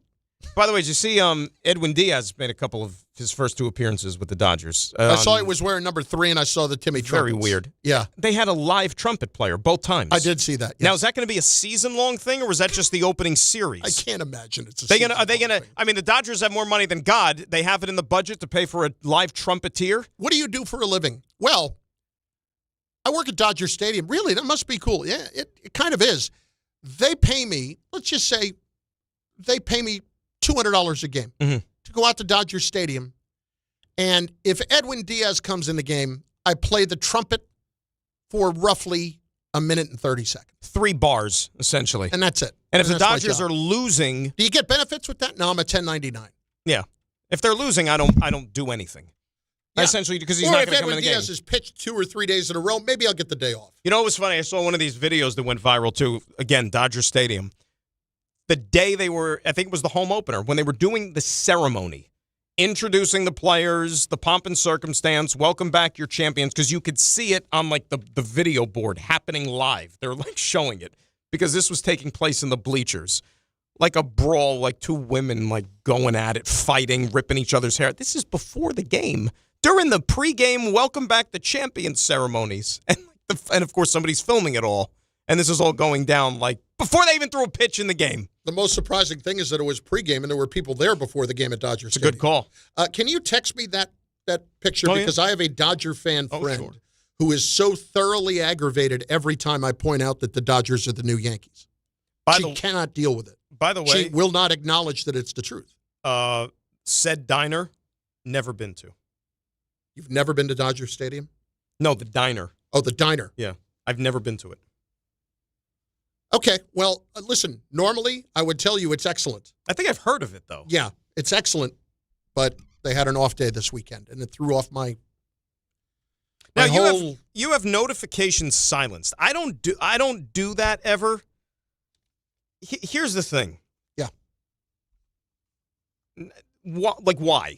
Because I get distracted too easily during so the do show. I. But I mean, if you see a text coming in, you say, okay, and then all right, a text is coming in. But then let's say they give you this option of you could hit notify anyway. What does that mean?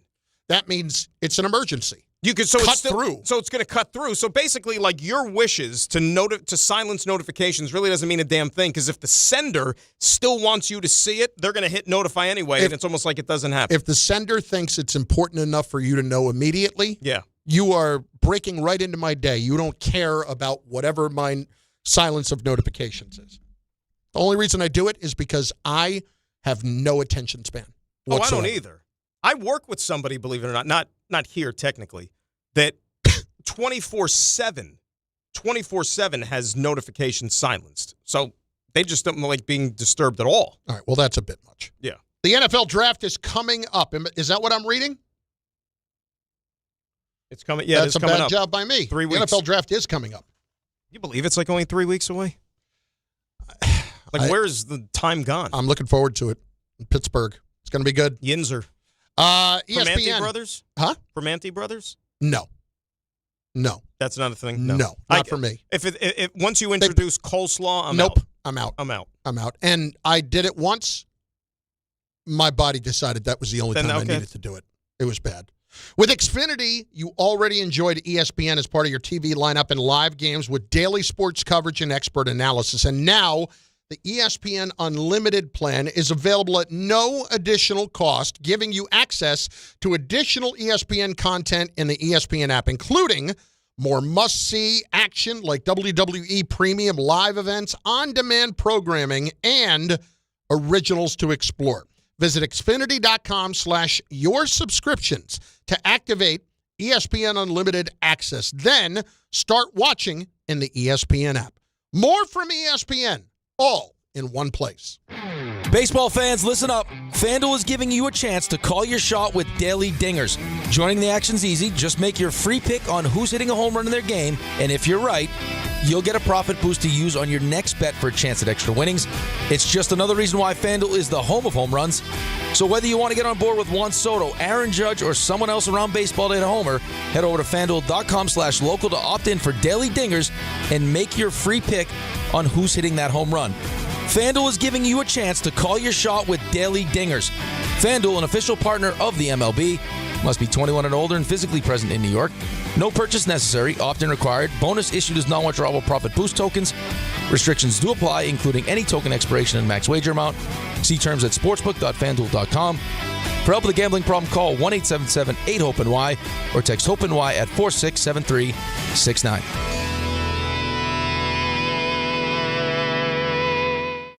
Hi, I'm John D'Agostino from D'Agostino & Associates, the injury firm. You know what's interesting about the words personal injury? The first word is person. And at D'Agostino & Associates, that word means everything. That's because I handpick every person in our firm, from the pleasant professional person who answers your call to the experienced person litigating your case in court. Because every person in my firm is an extension of me, and the only way to exceed our clients' expectations is to deliver the highest level of personal service every single time. And that starts with hiring the right people. You see, we know that every client is a person too. Someone going through the toughest time in their lives and deserves to be more than just a file number. At D'Agostino & Associates, we put the person back in personal injury. So call 1-800-BITE-BACK. That's 1-800-248-3222 and ask for me, John D'Agostino. And let's talk about your case, person to person. D'Agostino, law, bite back. It feels like everyone's sick right now. You aren't imagining it. Doctors say this is the worst cold and flu season in 25 years, and it's not over. I was just traveling. It was like everyone around me was coughing, sneezing, and sick. I can't afford to get sick, and I doubt you can either. That's why I ordered a medical emergency kit. Having a medical emergency kit is like having urgent care and pharmacy right in your home. It includes essential prescriptions like generic Z-Pak to help you get well faster, plus important antibiotics to treat pneumonia, strep throat, sinus and ear infections, nausea, even UTIs, and many more common and serious illnesses. It's your kit the moment you need it. Just match your symptoms to the right prescription in your guidebook or call their telemedicine doctor standing by. It's genius. Every home needs at least one medical emergency kit. Order yours online in minutes and it's shipped to your door. I can save you $45 when you use my promo code 880 at urgentcarekit.com/880. Again, save $45 with my promo code 880 at urgentcarekit.com/880. Hey fans, on Sunday, April 19th, when the Yankees take on the Royals, take your family out to the ballpark for the chance to receive a very special kids giveaway. It's Hershey Park Kids Ticket Giveaway Day. The first 10,000 kids, 14 and younger in attendance, will receive a Hershey Park Kids ticket, courtesy of Hershey Park. For tickets, log on to Yankees.com/tickets. That's the Yankees and Royals on Hershey Park Kids Ticket Giveaway Day, Sunday, April 19th. Visit Yankees.com/tickets today. Life is full of choices, some big, some small. And when you choose an H&R Block Tax Pro, you're choosing the largest network of tax expertise to be in your corner. For when your big ambitions need help with the small details. For when your 6 figures come from 6 different places. For when your gaming stream becomes your revenue stream. For when your business's year 1 needs 70 years of tax know-how. At H&R Block, we've seen it all, and we're here to help you make the most out of your money for life outside the box. Get started at hrblock.com. Get into the Hyundai Getaway Sales Event and get away with a deal so right, it almost feels wrong. Because right now, you can get great deals on our most popular models, including our adventure-ready SUVs like the Hyundai Santa Fe or Santa Fe Hybrid and the Tucson or Tucson Hybrid. Plus, there's our bold and stylish Elantra, loaded with the latest tech. Or go all-electric with the Ioniq 5 or Ioniq 9. So get down to your local Hyundai dealer and get away with a deal you'll love during the Hyundai Getaway Sales Event. Visit HyundaiUSA.com for details. ESPN New York programming alert. Tomorrow night's Rangers-Devils game can only be heard one place, and that's the ESPN New York app. Don't miss any of the Blue Shirts action against their Cross River rivals. Fox gets it back. Zibanejad scores on a one-time hammer because Zibanejad with a bomb from the left circle. Download the ESPN New York app today so you're ready for tomorrow's 7 p.m. puck drop. It's New York Rangers hockey, and it's only on the ESPN New York app.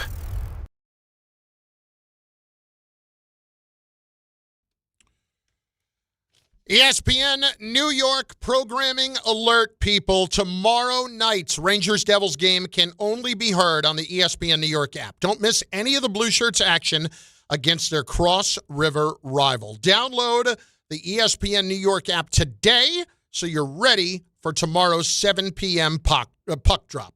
It is New York Rangers hockey, and it's only on the ESPN New York app.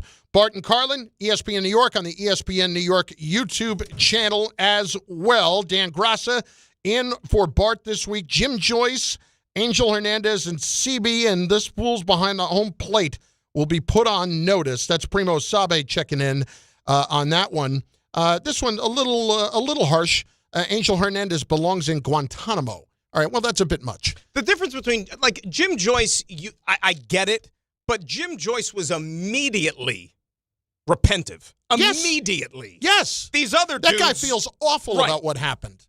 And the way they patched that thing up 24 hours later, Did you ever see Jen Latta's documentary on that? Yes. Yeah, It was very good. I forgot what it was called. The Imperfect Game or something like that. And it was about, what's his name? Armando Galarraga, who's now like he does like pitching instructional things. It's for like kids or something like that. You know what's crazy about that though? Like, why couldn't they, like, I just don't know why, like, they couldn't just go back and make it a perfect game. Like, everybody knows it was a bad call. Yeah.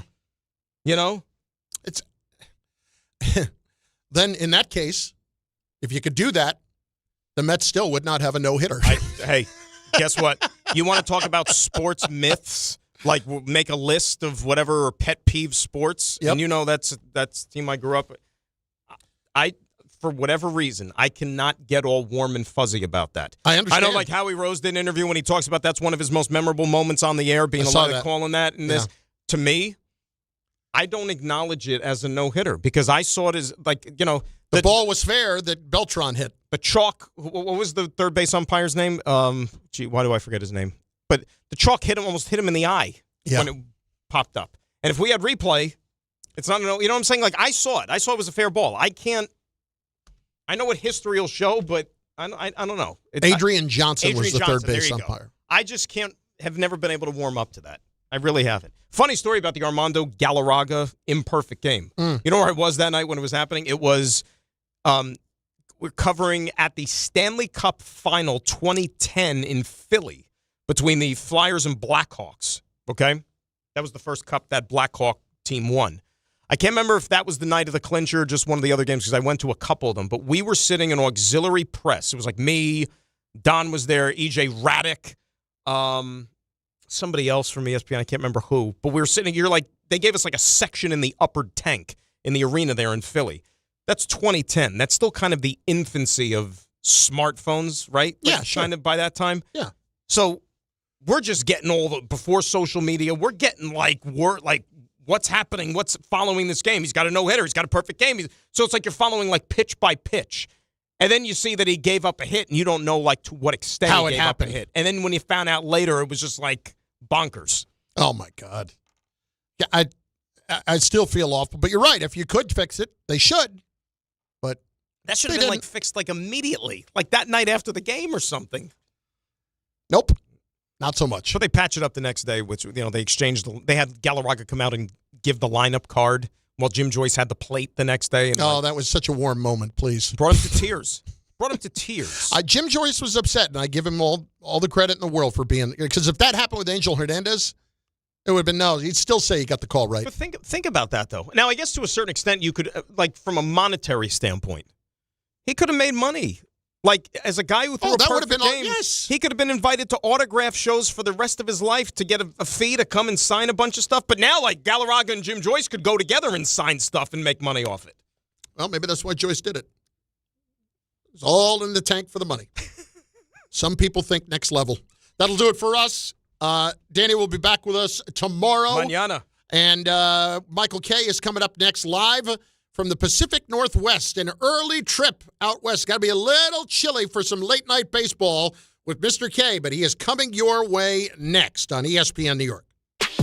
Tonight on SNY, Francisco Lindor and the Mets head west to open their series against the Cardinals in St. Louis. Coverage begins with Mets pregame tonight at 7 p.m. on SNY and streaming live on the MLB app.